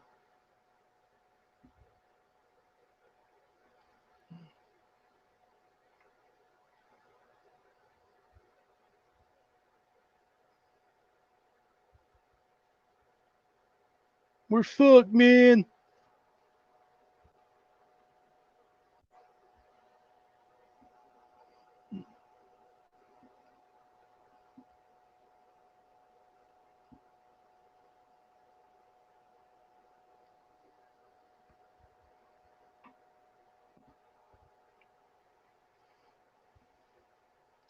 All right, I'm getting ready to pause and do another trivia question. If you just want to keep playing until you match back up with me, Michelle, that's fine. I am at 1 hour, 16 minutes, and 27 seconds. So,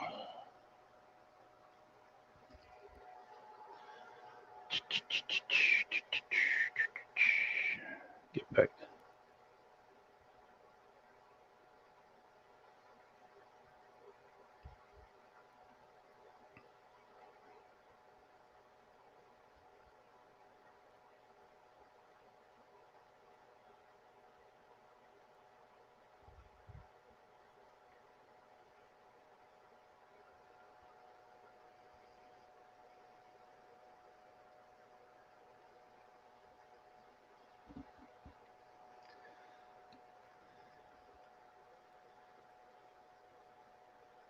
Yeah, I just paused. So, trivia question number 2 for this bad boy, a Boris Karloff limited edition Frankenstein figure. It is the old black and white look. Well, if I can get the glare out of the daggone. Hold on, let me turn that light off just for a second, where you can see the.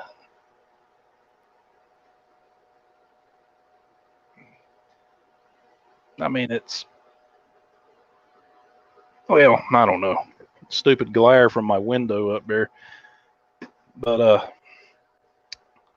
question number 2 is, Ripley's miniature bathroom in her apartment is from where?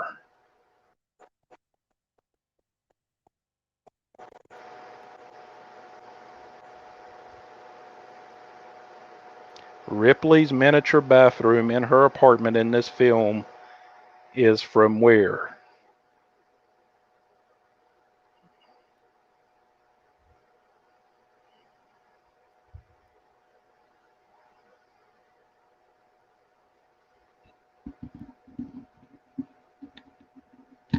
It's a very obscure fact.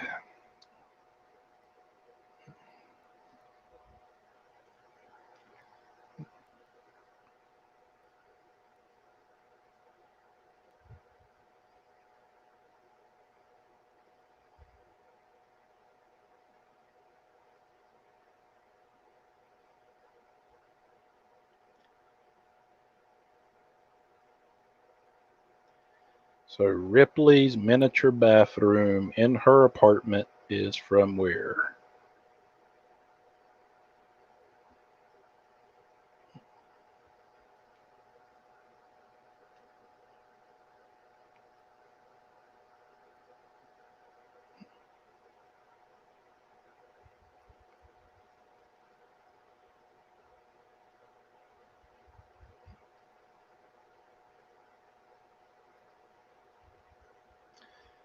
Yep, Michelle, you got it. Michelle got it. So, Michelle, you have won Mr. Frank. I'm sure he will find a great home with you. I have one. I won't take him out of the box, but I know it's hard to see, but he even comes with the little flowers that he was picking with the girl right before he threw her into the water.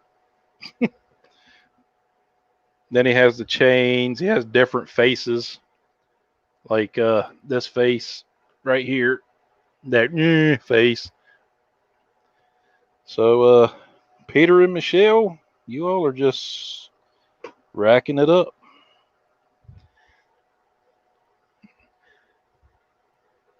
So I am at a 1 hour, 16 minute, and 27 seconds. Let me know when you are ready for me to push play.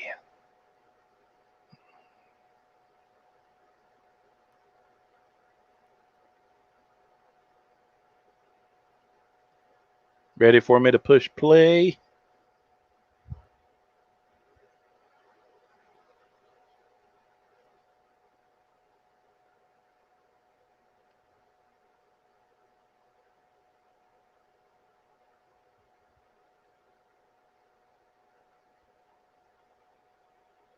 And 5, 4, 3, 2, and 1.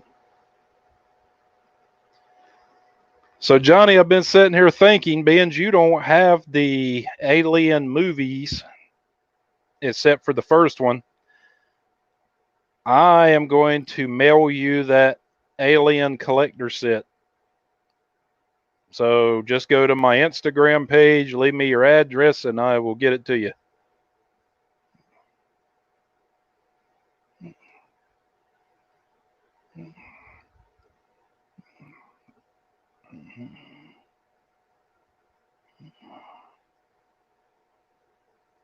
Yeah, the Alien movie set that I've got ordered that's coming in the mail.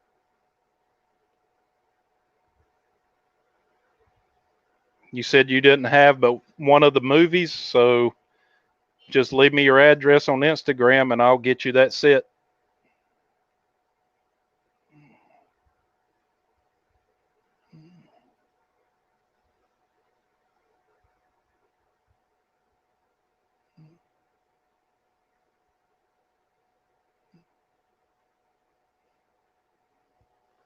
And I'll put my Instagram in the chat.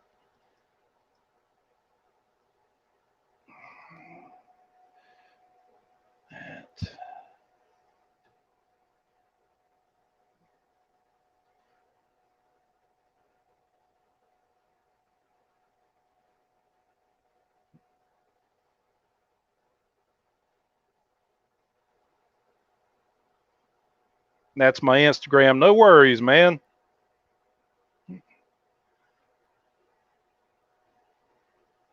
You're a fan of these movies, and hey,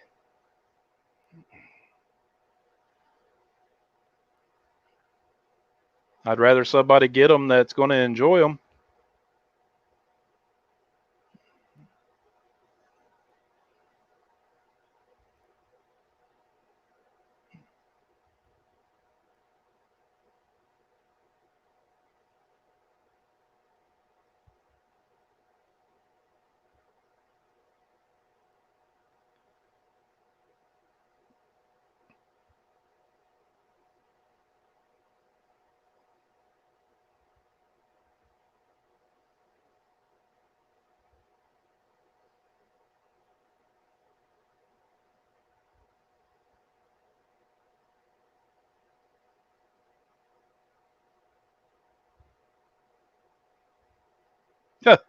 That was the cheesiest fall.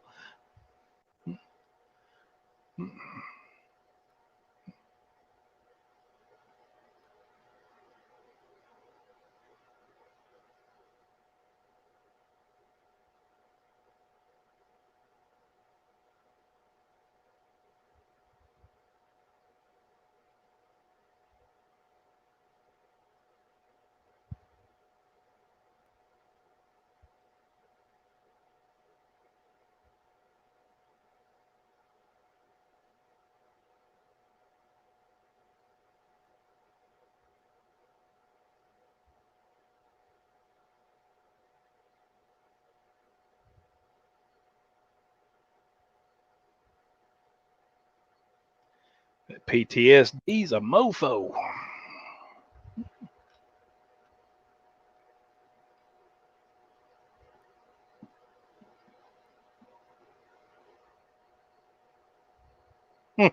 That was always one of my favorite parts.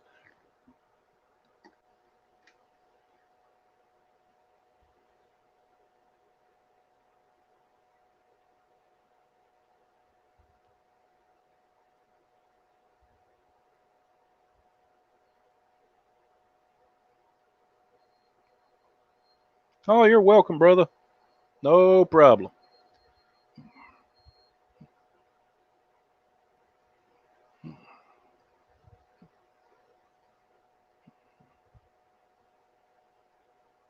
Hopefully, I'll have that set by Wednesday or Thursday.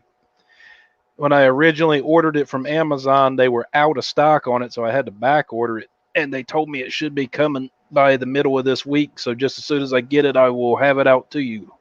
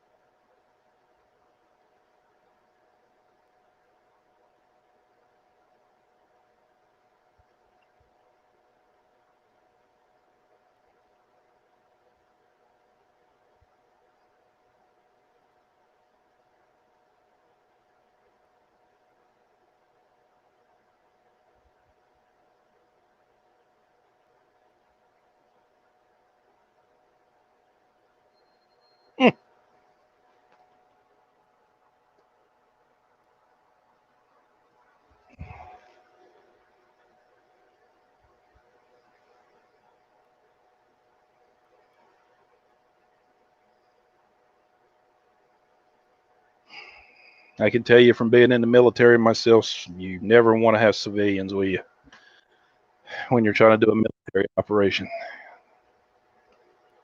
They always get in the way.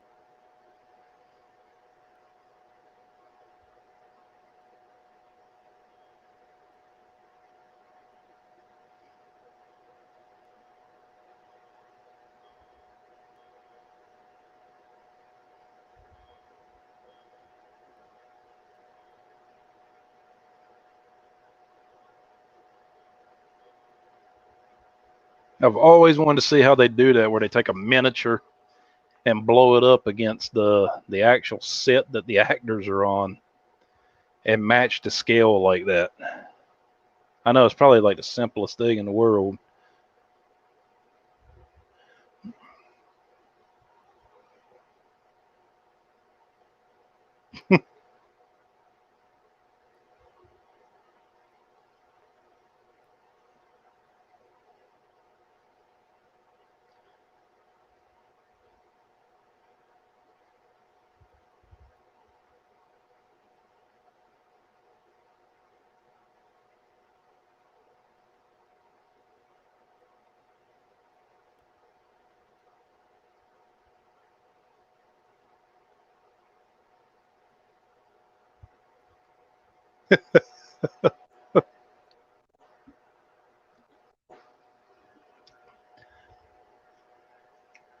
Another little useless knowledge fact is Bill Paxton actually ad-libbed that line.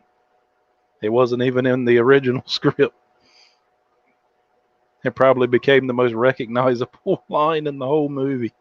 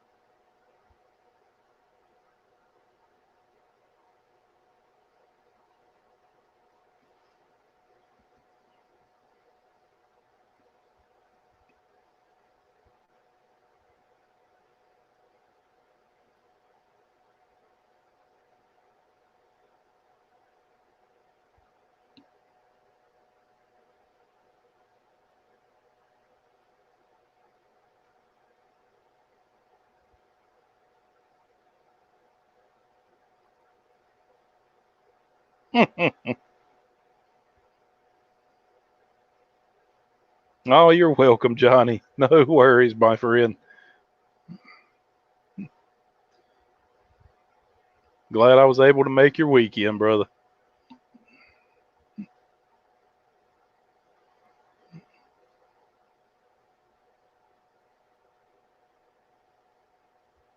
Game over, man.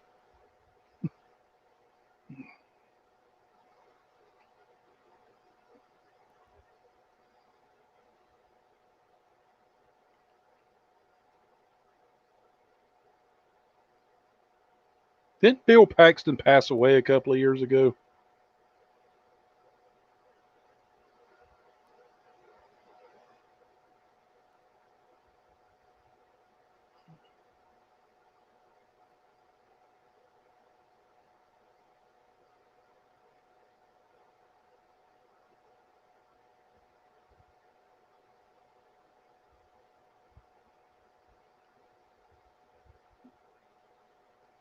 Damn. Yeah, I'm guessing his son is like acting now, like I was saying earlier. I don't know if you were on when I was talking about it, but they're doing a actual Salem's Lot movie instead of a TV series, and I guess he's playing the lead role in it, or one of the lead characters.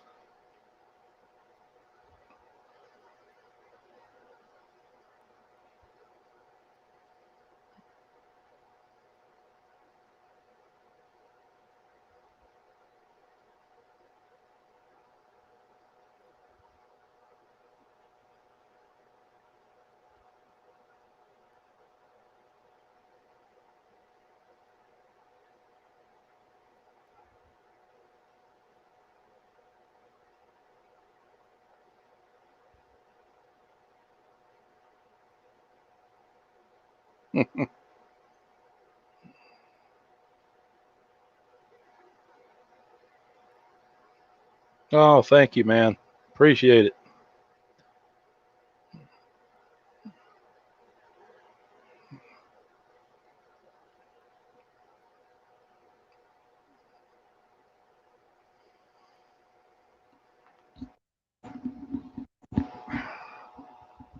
Sucks when you wear a headset and you got earrings. Ah.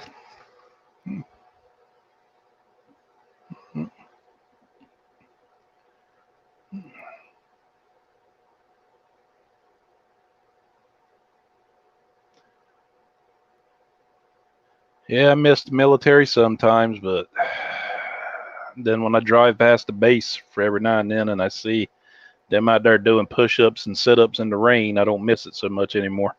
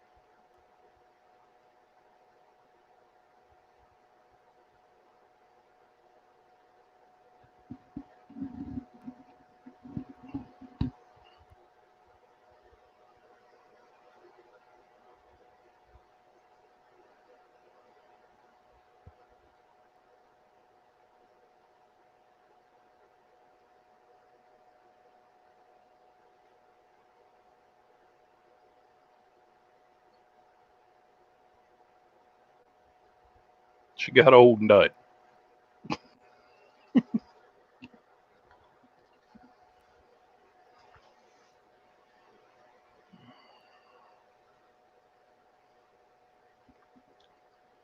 Yeah, I used to be able to do push-ups, sit-ups. Then I got out of the Army and liked junk food a lot better, and I still lift weights from time to time, but not so much push-ups and sit-ups.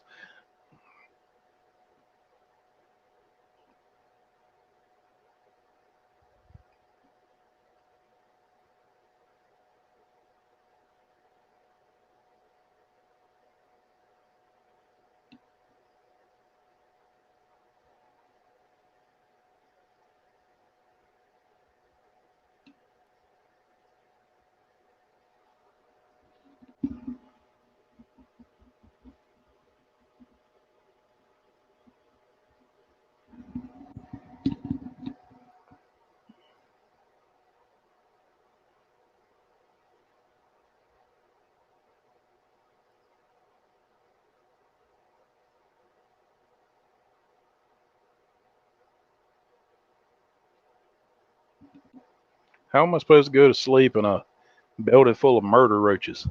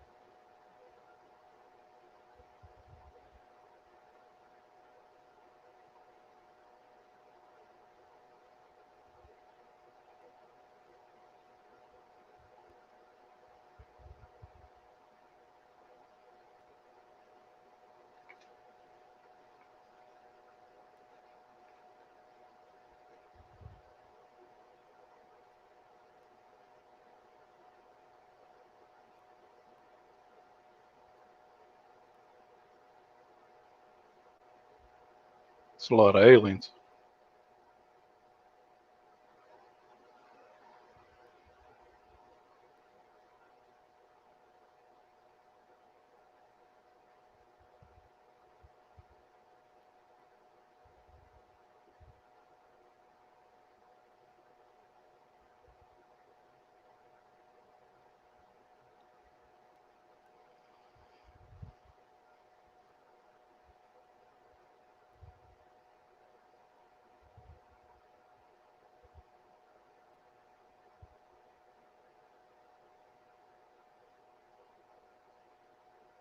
Eh, if I had to go, I'd much rather it be a nuke than, like I said, murder roach.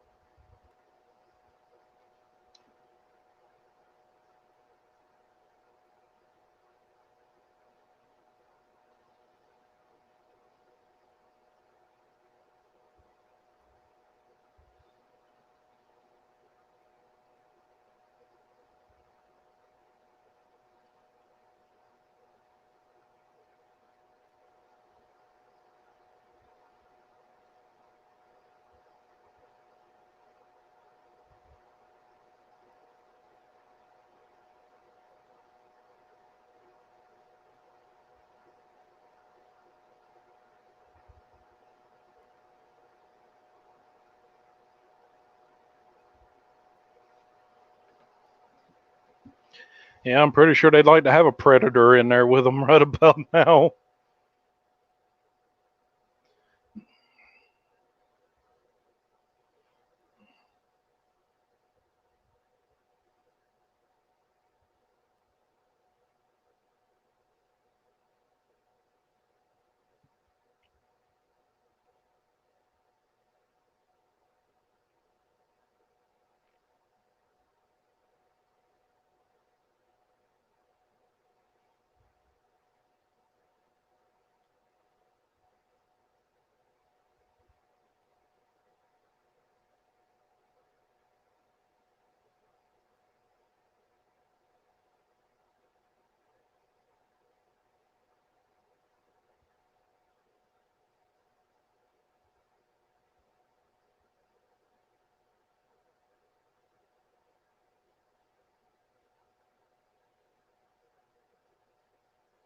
Yeah, the only part of the Alien versus Predator films that I didn't like was the second one, Requiem, where they had that little boy that got the face hugger. That kind of bothered me. I don't like when kids get ganked and stuff. I mean, it was pretty bold for the filmmakers to do that, just like in Halloween 3 when they did that to the little boy with the mask. But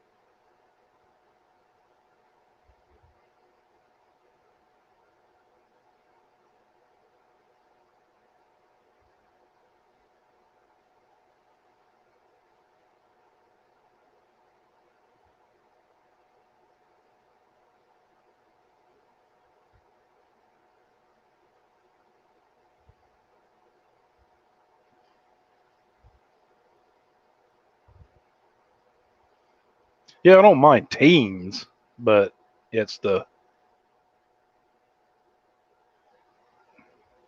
I guess it's like the little kids that gets me.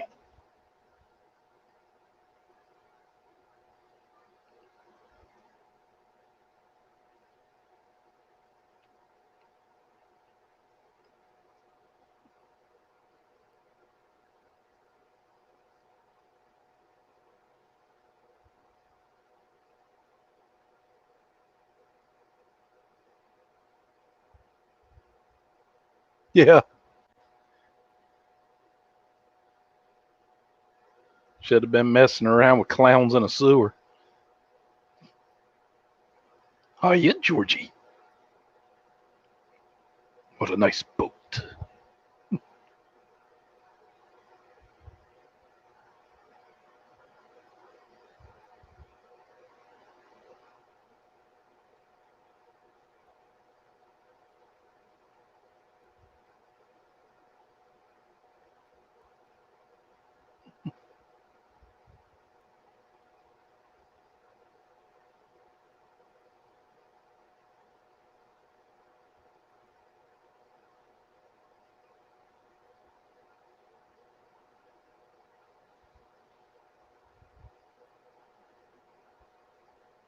Yeah, it's true.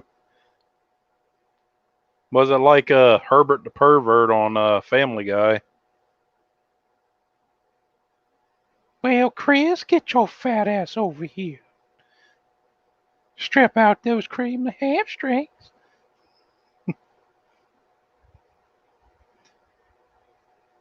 Don't you backtalk me or I'll slap you right to penis.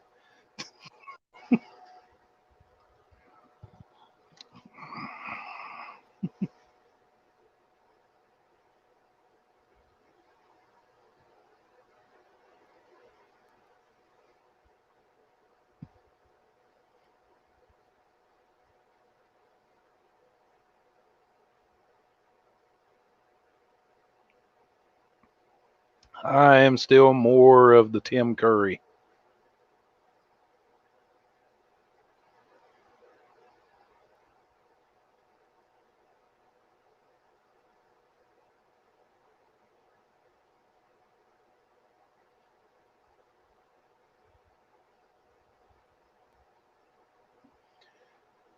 I don't know, just something about the way Tim Curry played it that I liked better.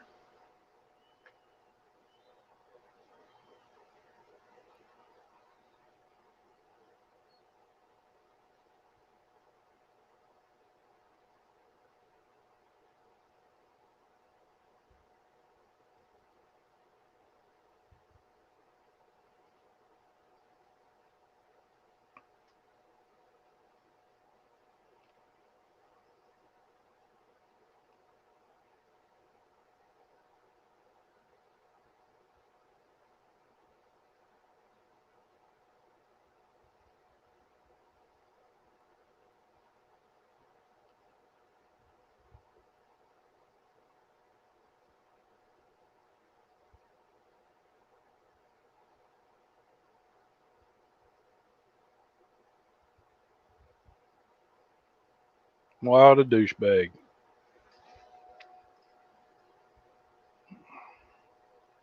Yeah, it's sad to see the state he's in right now with his health, confined to a wheelchair.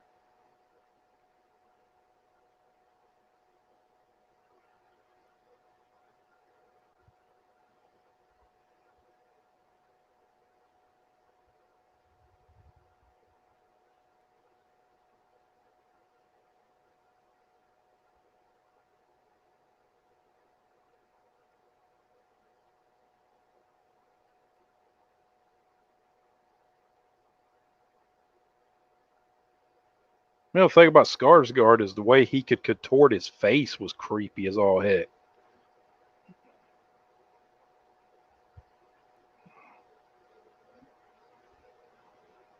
Like, they didn't even need makeup for that.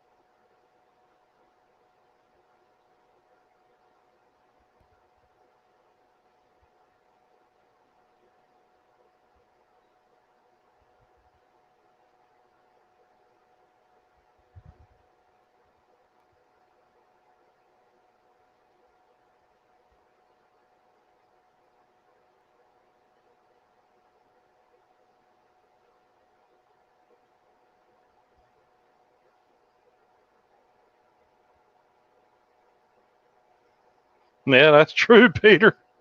I mean, he didn't exactly get his brother's looks. I mean, there's his brother, the sex symbol of that True Blood show, and there he is, the cross-eyed ugly brother. At least he made money off it. I think he says he suffers from what's called Brown syndrome, which is a eye disorder of some sort. Hey, he made a couple of million off it.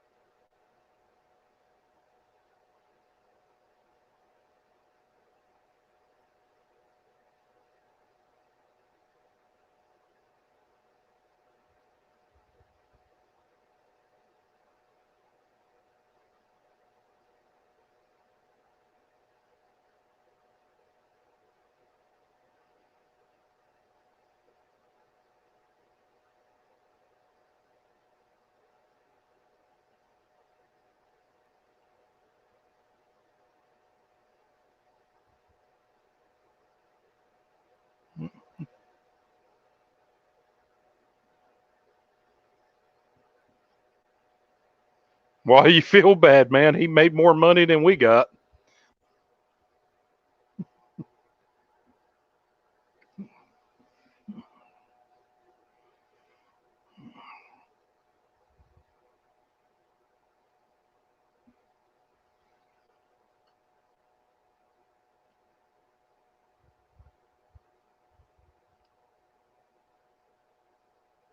Yeah, Alexander Skarsgård was also always being seen naked in the True Blood show all the time. When I was still married, my ex-wife used to love watching True Blood, and it was like every time I watched it, which wasn't a bad show. I enjoyed it for what it was, but it was like just orgy and vampires.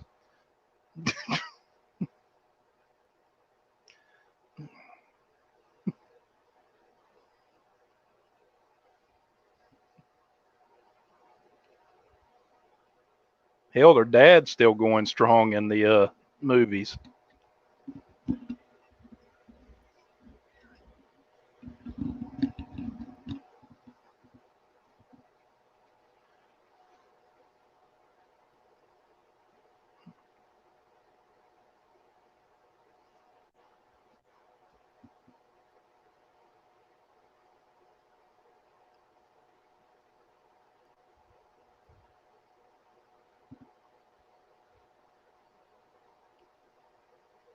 Never got a chance to read the books.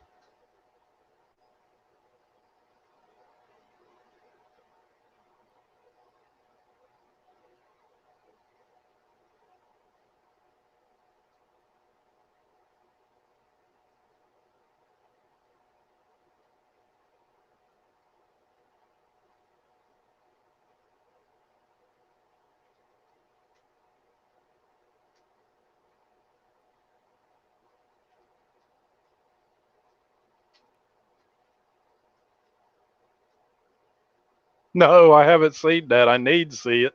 I used to love Key and Peele, especially when he did what was his name? Coach I can't remember. It was Coach something, Coach Hines, that he did on Mad TV, but he did it on Key and Peele too. Tanahashi.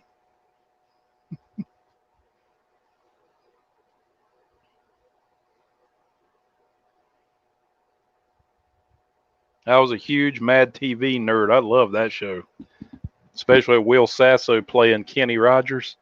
Hi, I'm Kenny Rogers, and this is Jackass.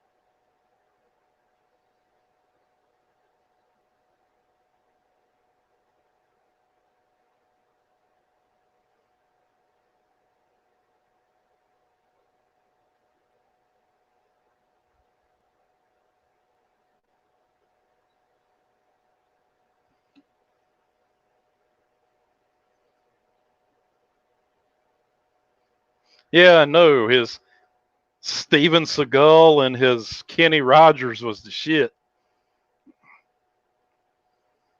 Hi, this Kenny Rogers, and this is my reality show. Who won? America did.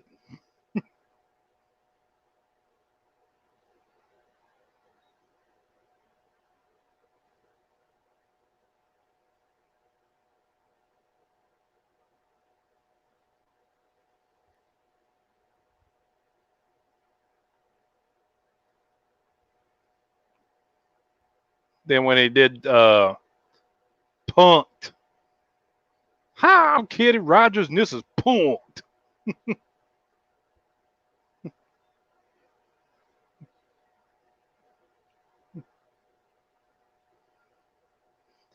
Yeah, Hi, I'm Kenny Rogers, and this is the bat fetcher, the bat fetcher trick with my teeth.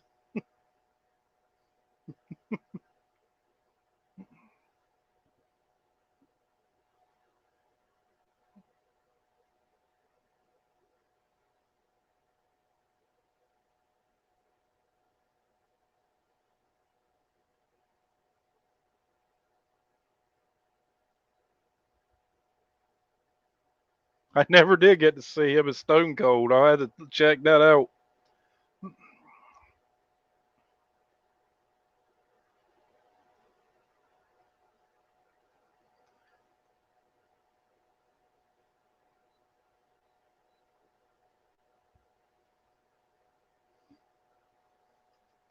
Say, hi, I'm Stone Cold Steve Austin.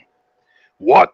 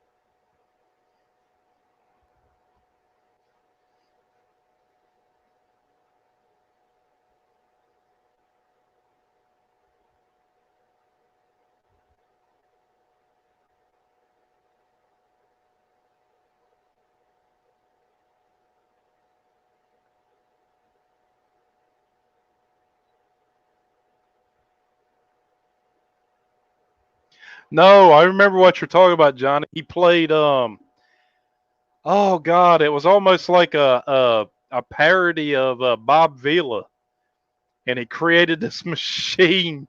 It was this giant monstrosity, and it was like a nail gun and all kinds of craziness.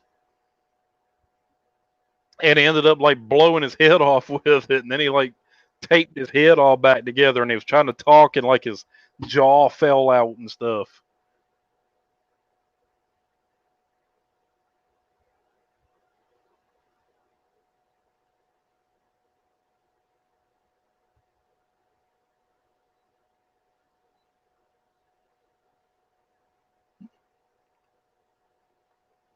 Now he got me interested. Now I want to know who that was.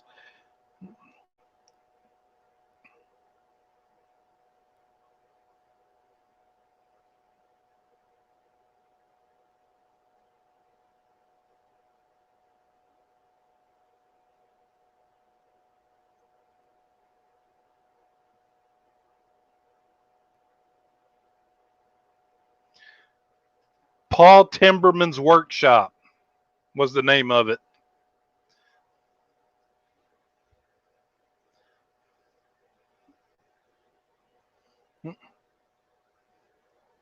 Because they did a Christmas tree one and all kinds of other ones. Let's see, Christmas tree. Uh,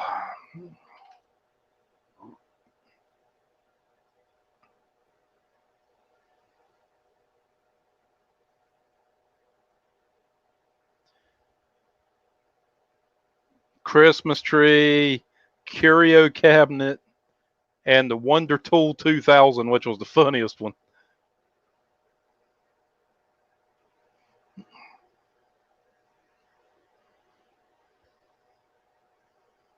Because he had that wine cork remover, and he accidentally pulled his own eyeball out with it.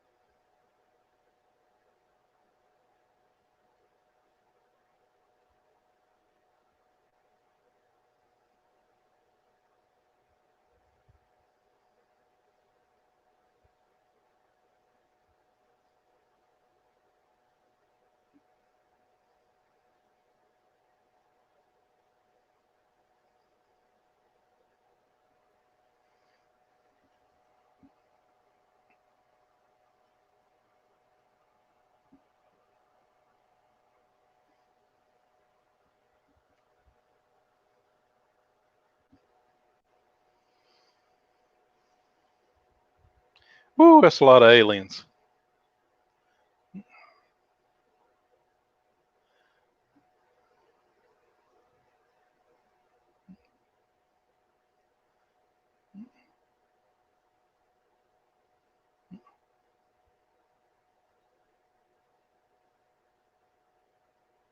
Oh yeah, I remember this scene. I love this scene right here.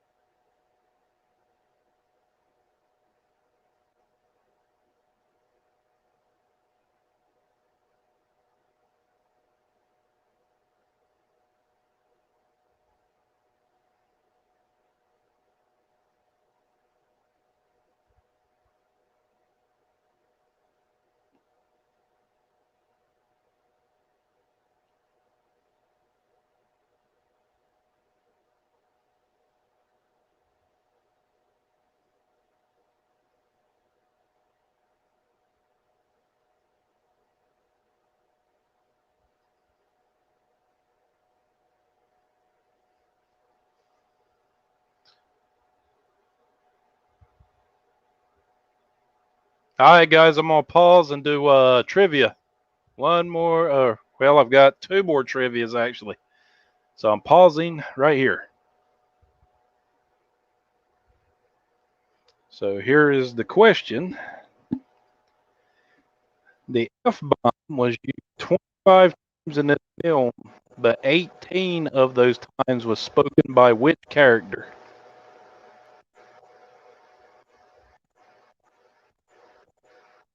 The F-bomb was dropped 25 times in this film, but 18 times it was spoken by which character?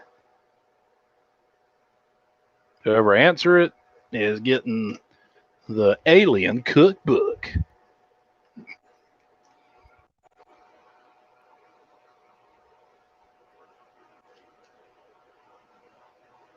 Where you can make chest burster pot pies and face hugger bread.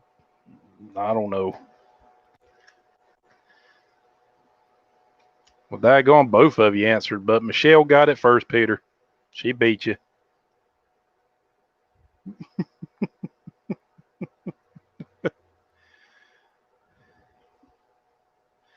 She beat you, so Michelle got the book.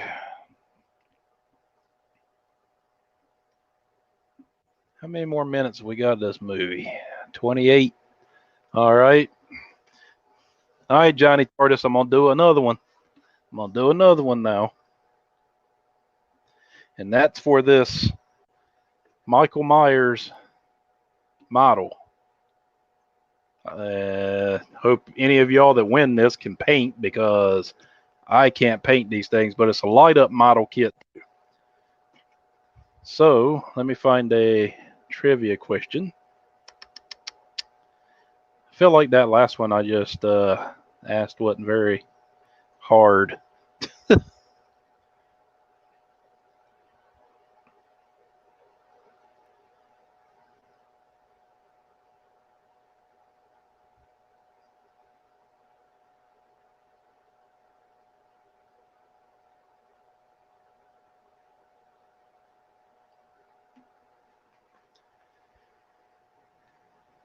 What popular 1980s toy was brought in as a reference to test how the face huggers would move?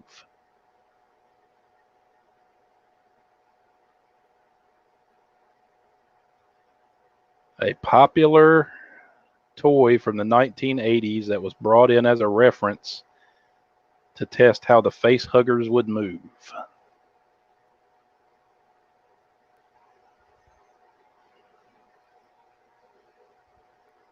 Come on, Johnny. I know you can beat the Michelle and Peter's winning streak.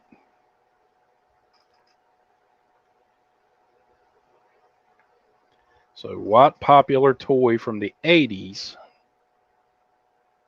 was used as a reference?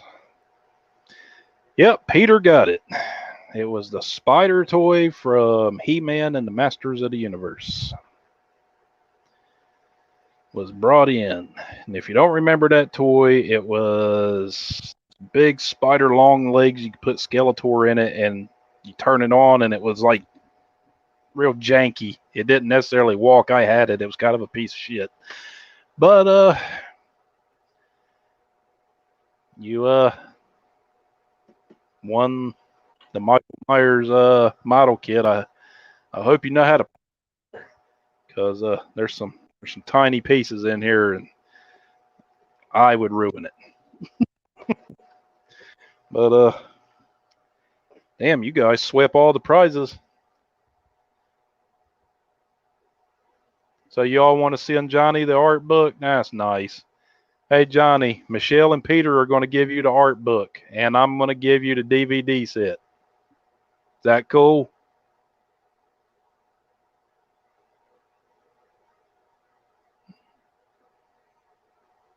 I think he's kind of on a delay. Possibly.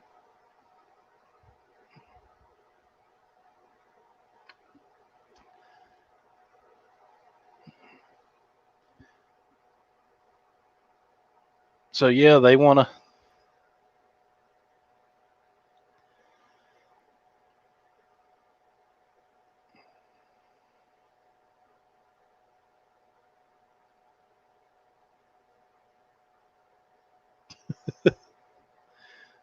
So Peter and Michelle are going to give you that 40th anniversary art book, TARDIS. And I'm going to be sending you the DVD box set.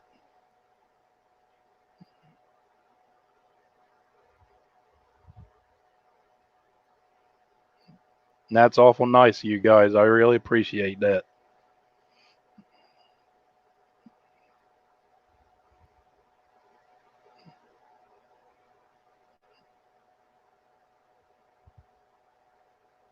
Is TARDIS still there?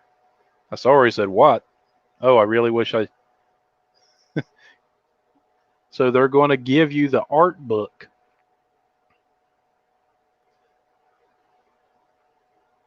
And I'm going to get you that DVD set.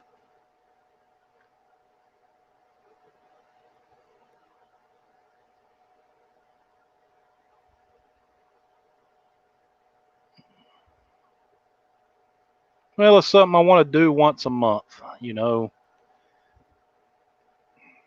just to interact with people, make it fun,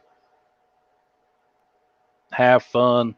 Because one, it grows my podcast and puts eyes on it. Yeah, I'm probably not the best live streamer in the world, but I'm a noob at it. It was my first time really doing a live stream.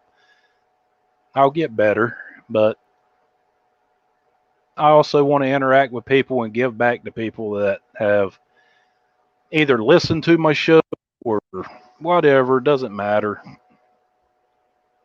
I just like to do stuff like this.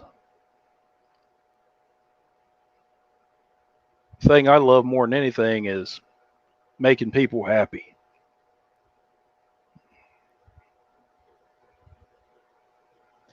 Well, Johnny, I was having fun talking about aliens too, but you're getting an art book and an alien DVD set. Now, you join in next month. I talked to Sarah Frazetta today. Before I start the movie back, I talked to Sarah Frazetta today. And she's the granddaughter of Frank Frazetta. And I don't know if y'all are even aware of who he might be, but he worked at EC Comics back when they had Tales from the Crypt and all that. He also did the Conan the Barbarian comics. He's a big deal when it comes to fantasy sci-fi art. And his granddaughter kind of runs, you know, his estate, so to speak, and sells like old art prints and stuff like that. Well, I've got a limited edition, one of 500 2022 calendars that she's given me to be given away next month when I do this horror hangout again. And that's going to be a hard question. Now, I'm not going to make that an easy question for anybody because that's a 1 in 500 Frank Frazetta 2022 calendar. That's a collector's edition. You might not want to hang that on your wall. You might want to put that up. But she's sending that to me. So I thought that was really cool of her to do that after talking with her today. But anyway, let's get back to the movie. So whenever you all are ready, give me the thumbs up. And we'll do this thing.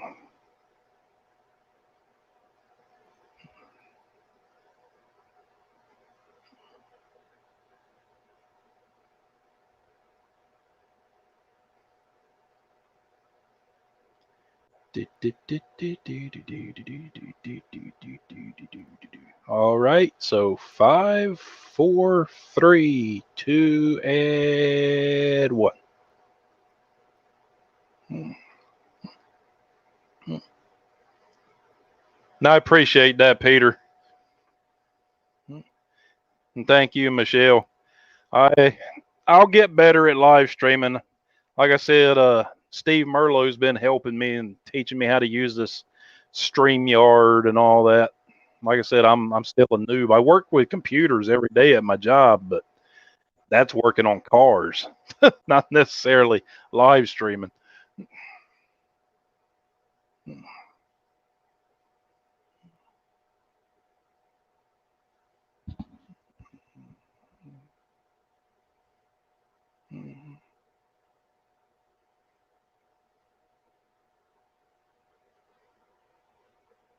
wish movies today would still utilize miniatures like this instead of that computer-generated crap. I miss practical effects.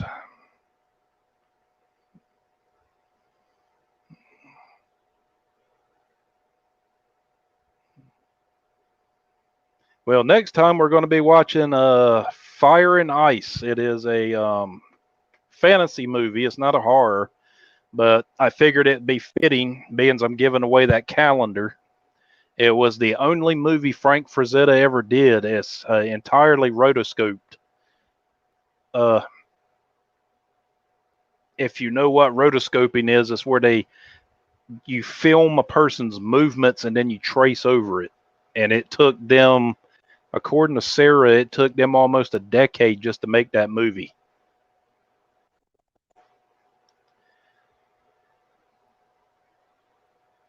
Yep, Fire and Ice. It's kind of Game of Thronesy.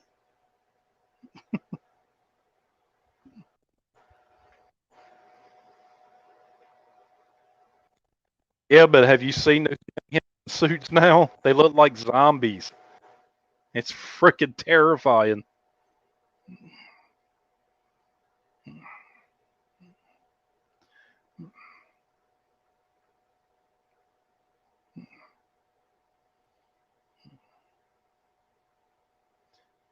Michelle, you should really reach out to Sarah. I think you would really like her and get her on your podcast. She's very open about being on people's podcasts.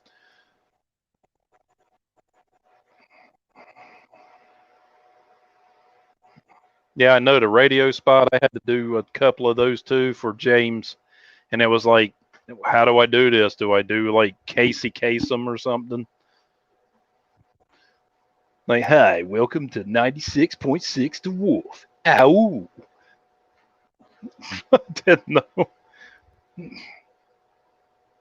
Yeah, them suits are horrible looking, but you could totally wear them and look like Teenage Mutant Ninja zombies.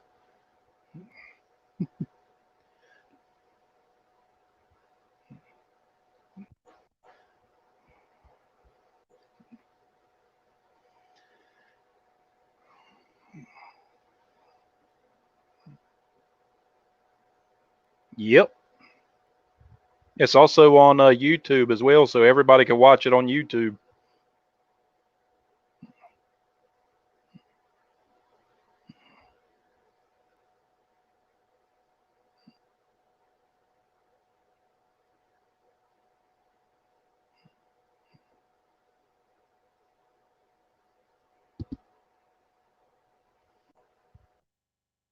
Shame that Sarah and her family are caught up in like legalities with it, though, trying to get it to where they can get it remastered and redistributed.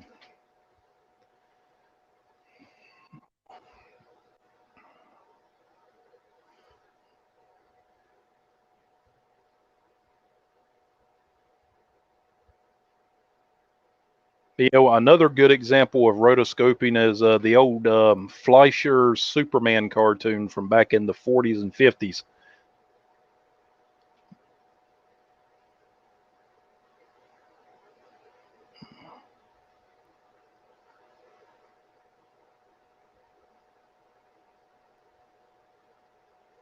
Yep, it sure was.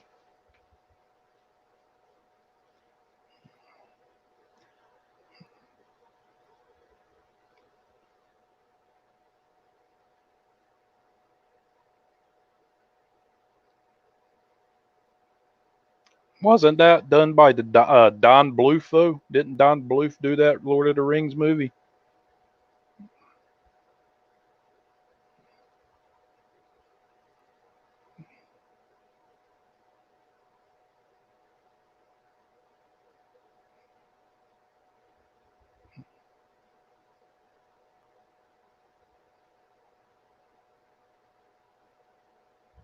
Oh, I think that one's rare to even find on DVD.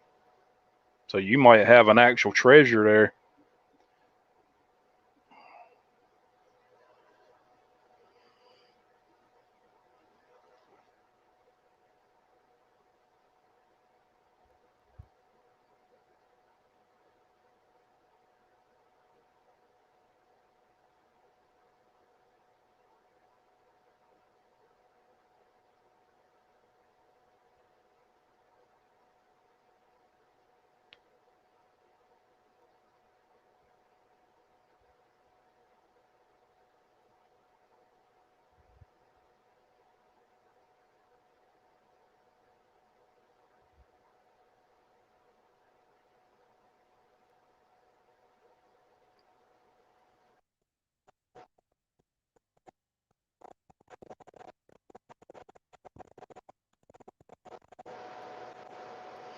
Yeah, I like some of the old animated stuff a lot better than the live action. It's just a magic about it.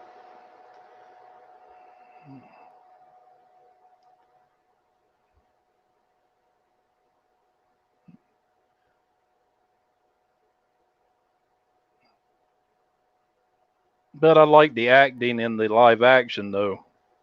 Viggo Mortensen, man, that dude was such an underrated actor.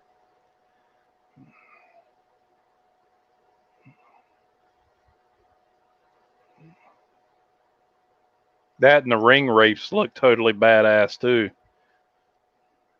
The Nazgul. If you ever read those books, you better clear your schedule because those Lord of the Rings books are not short reads.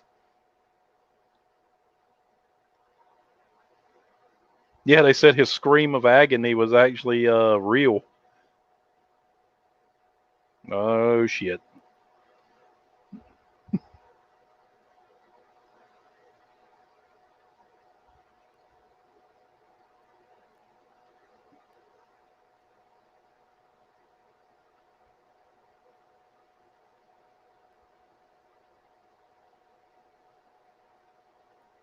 That's disgusting.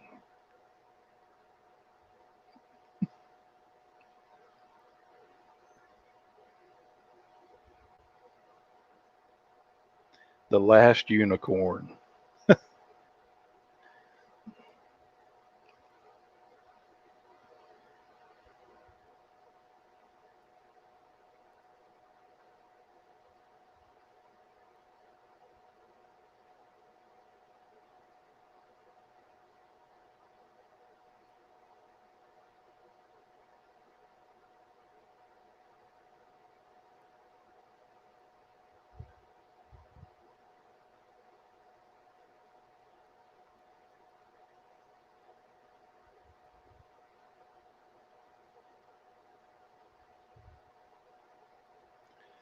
Those aliens right there that are standing in the doorway. I was watching Mr. H reviews on YouTube. He says those are called the Praetorians. They're like the royal guard for the queen. I never knew there was like different classes.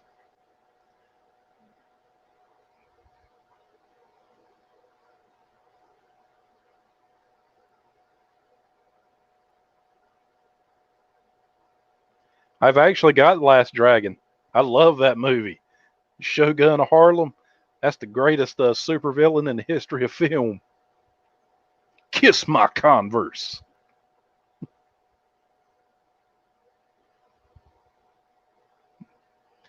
Who's the baddest? Show enough. Who's the meanest? Show enough. Who's the best looking? Show enough. Yeah, Shogun of Harlem.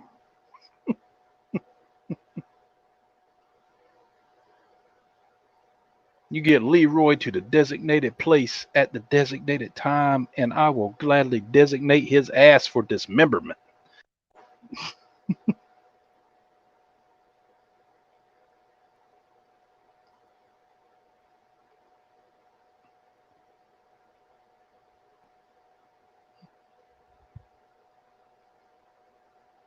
You are the last dragon.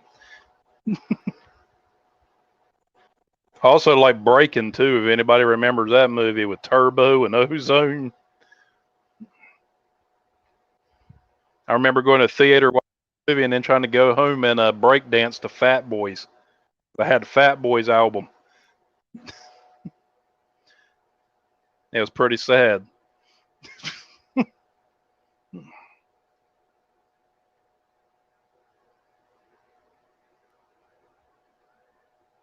That's impressive that you all did a floor routine to that song.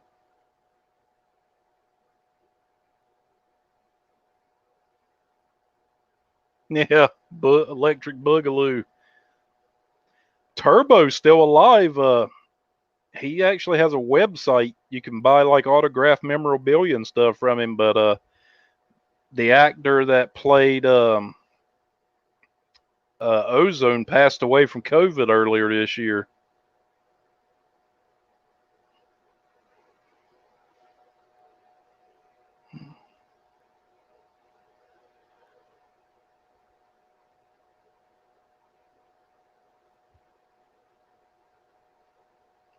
That's all that matters, y'all. Have fun. Now, supposedly COVID got him earlier in the year. And it's funny. I mean, he was healthy as a horse, looked like. Shabba-Doo, I think was his real name. Or that was what his pseudonym was, or his alias.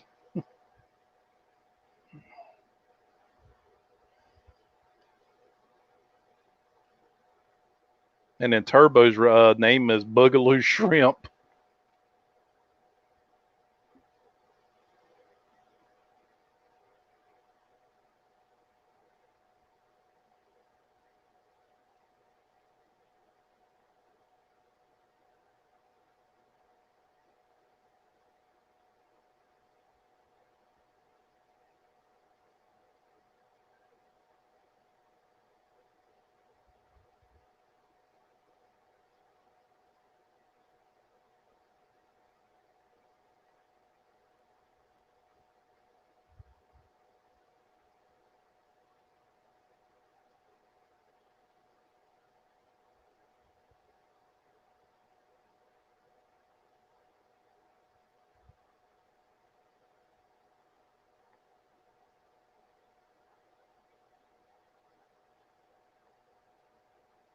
Beat Street, I don't know if I ever seen that one.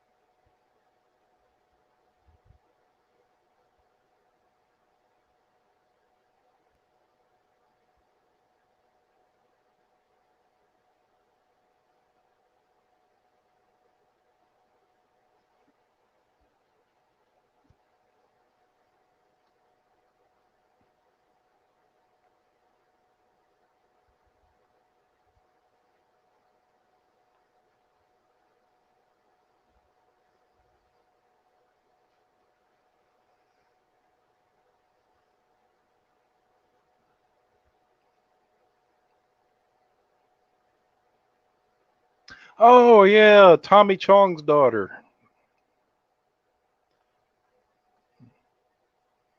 from Cheech and Chong.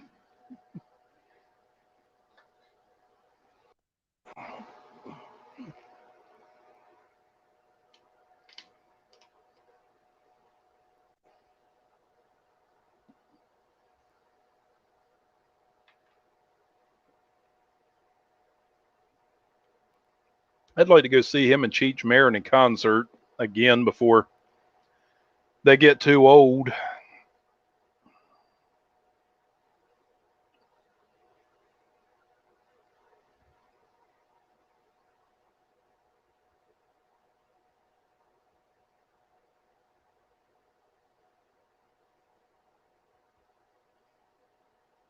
Yep, working in that photo booth.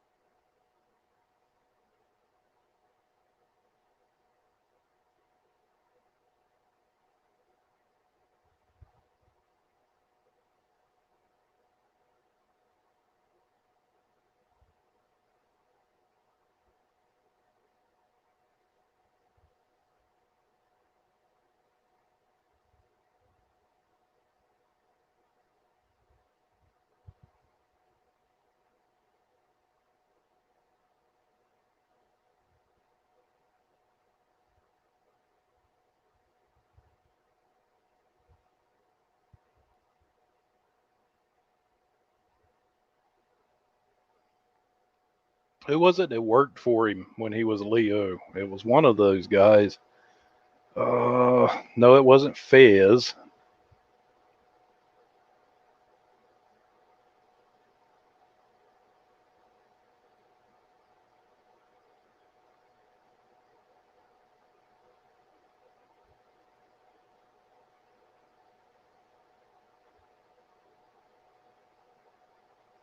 Yeah, Hyde.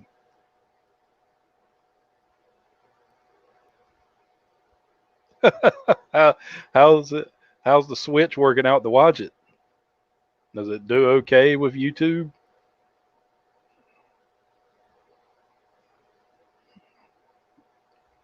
The old Hyde kind of got in some trouble there a few years ago, I think. He was doing some stuff he wasn't supposed to be doing.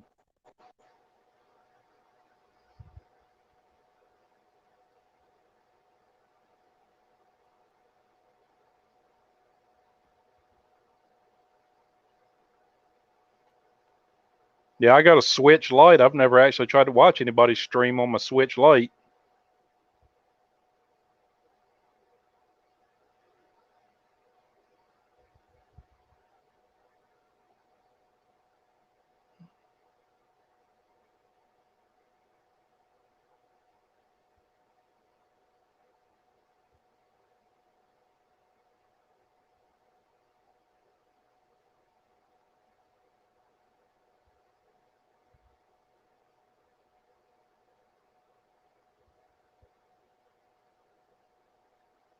No, I haven't.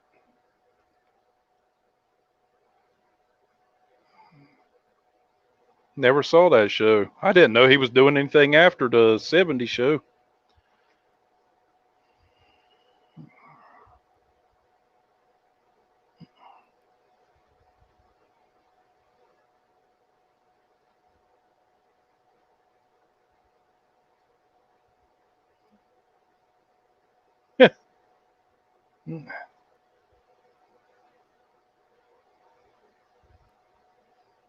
Yeah, old Sam Elliott and his sexy stash.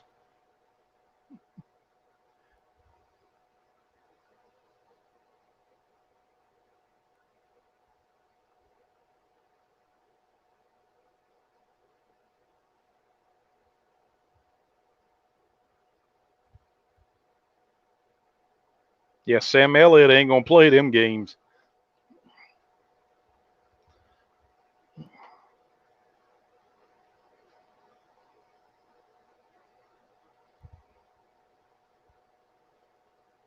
Here it is.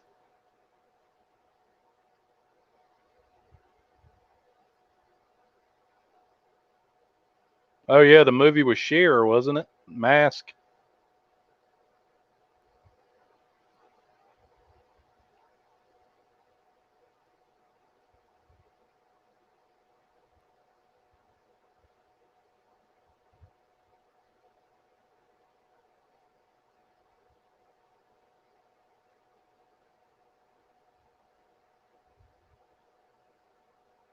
Okay, Peter. Thanks for joining us, brother.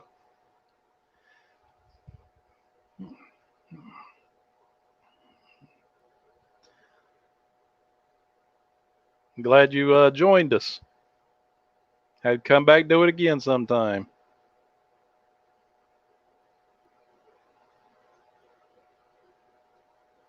Maybe it's night time. I mean, it is kind of late where you all are. 5, 6, 7, 8, 9, 10, 11. Yeah, 11 o'clock.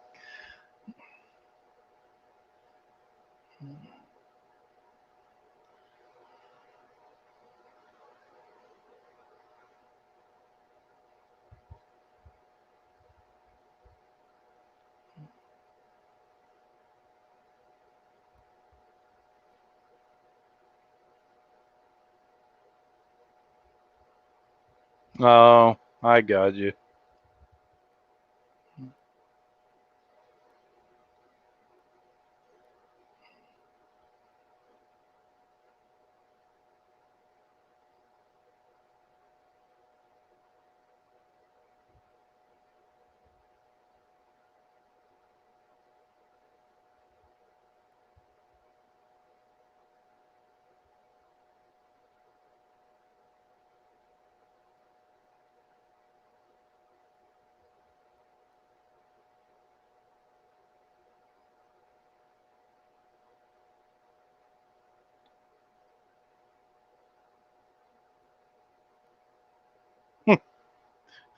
He's all tuckered out, eh?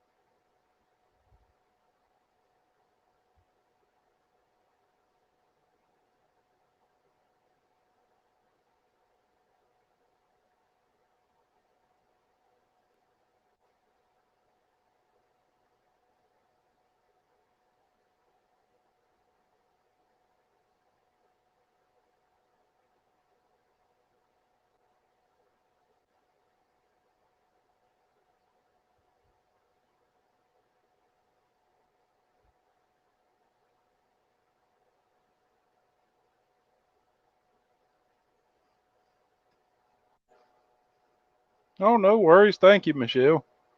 Why, y'all just been sick or something? Coming down with the cold?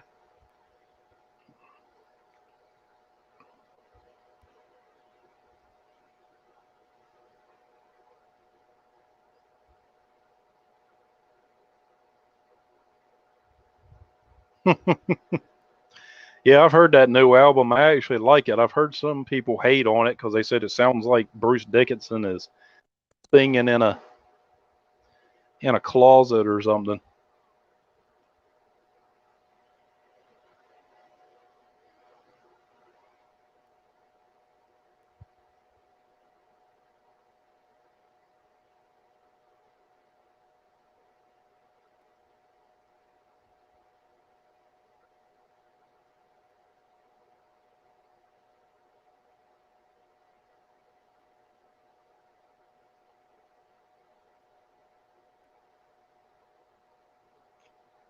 Well, I hope you all ain't got that COVID stuff. I know Mandy had it, and that stuff wrecked her for over a month. Yeah, I like that Japanese theme. I tried to go on their online store and get one of the T-shirts for it, but that thing is sold out.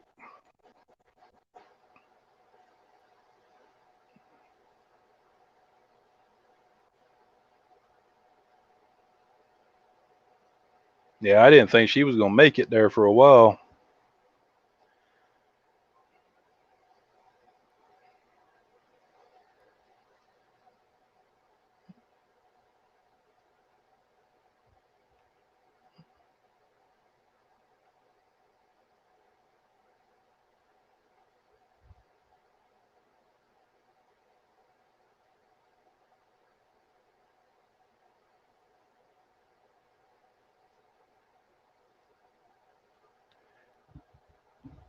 Yeah, I'm up to date on my COVID shots too.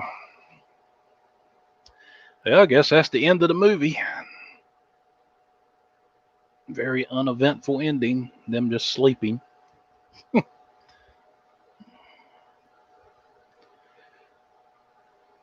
Yeah, this virus has been nasty.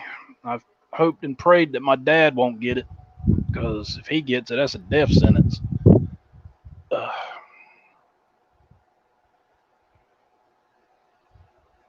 Especially with him having the leaky heart valve.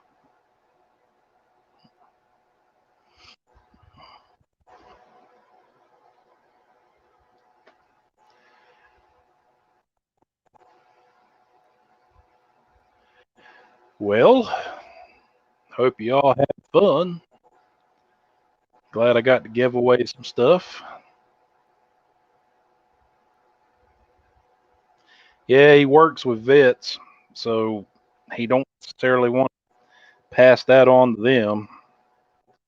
They've got a pretty good controlled environment where he works. But if they have to go in and do surgery on him, then I'm going to have to take a hiatus for about a week or two and go tend to family stuff.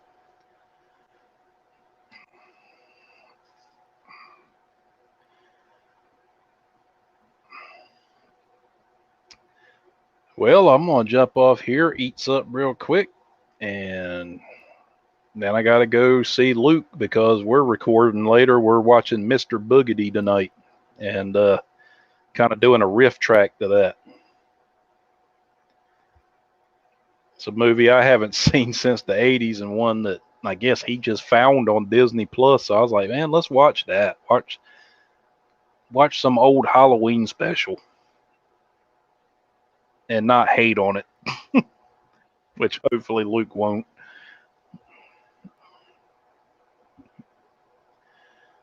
But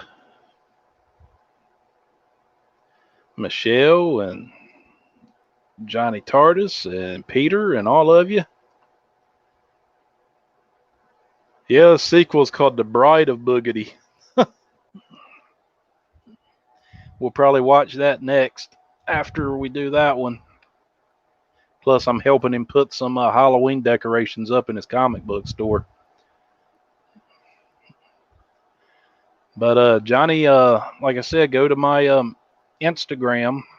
I listed it somewhere in this chat, and send me your address. That way I can tell him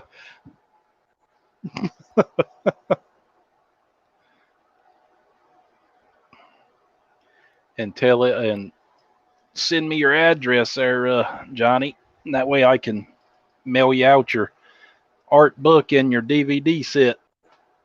And then Michelle, I can get you and Peter your Michael Myers model and the Alien cookbook. And what else was it? Oh, the Frankenstein figure.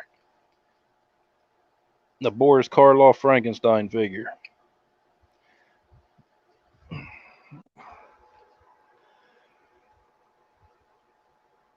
Oh, thank you, buddy. And just as soon as I get that DVD set, which hopefully it'll be Wednesday, according to my orders.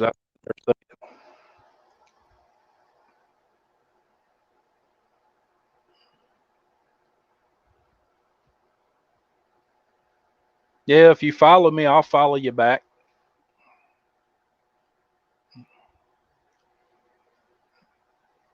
That way you can stay up to date with me and I can stay up to date with you.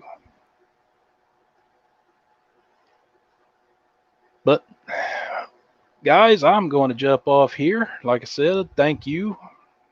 It's fun. I enjoy this. The last one I did, I think, was American Werewolf in London, where I had that was just like a thrown together thing, spurred a moment that me and Merlot did.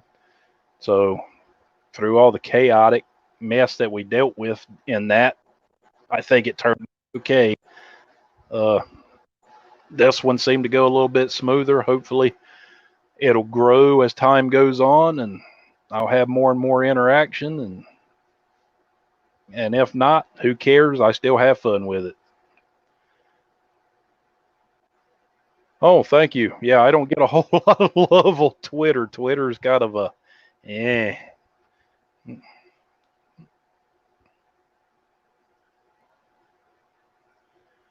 Yeah, I'm sorry. That was a thrown together mess. Steve was like, "Hey, let's do a live stream." I was like, "Oh, okay," and we just threw it together real fast. But I'm gonna jump off here, go eat some grub real quick, and just want to say thank you guys, and we'll do this again next month. Next month we're gonna be watching the Frank Frazetta Fire and Ice, and I'll have that special limited edition calendar hopefully to give away. She's supposed to be mailing it out this week. Oh, I think I did okay. And like I said, Michelle, you need any help with Sisters of the Strange, you know where to hit me up at, and I'll gladly jump on your podcast with you and help you as much as I can.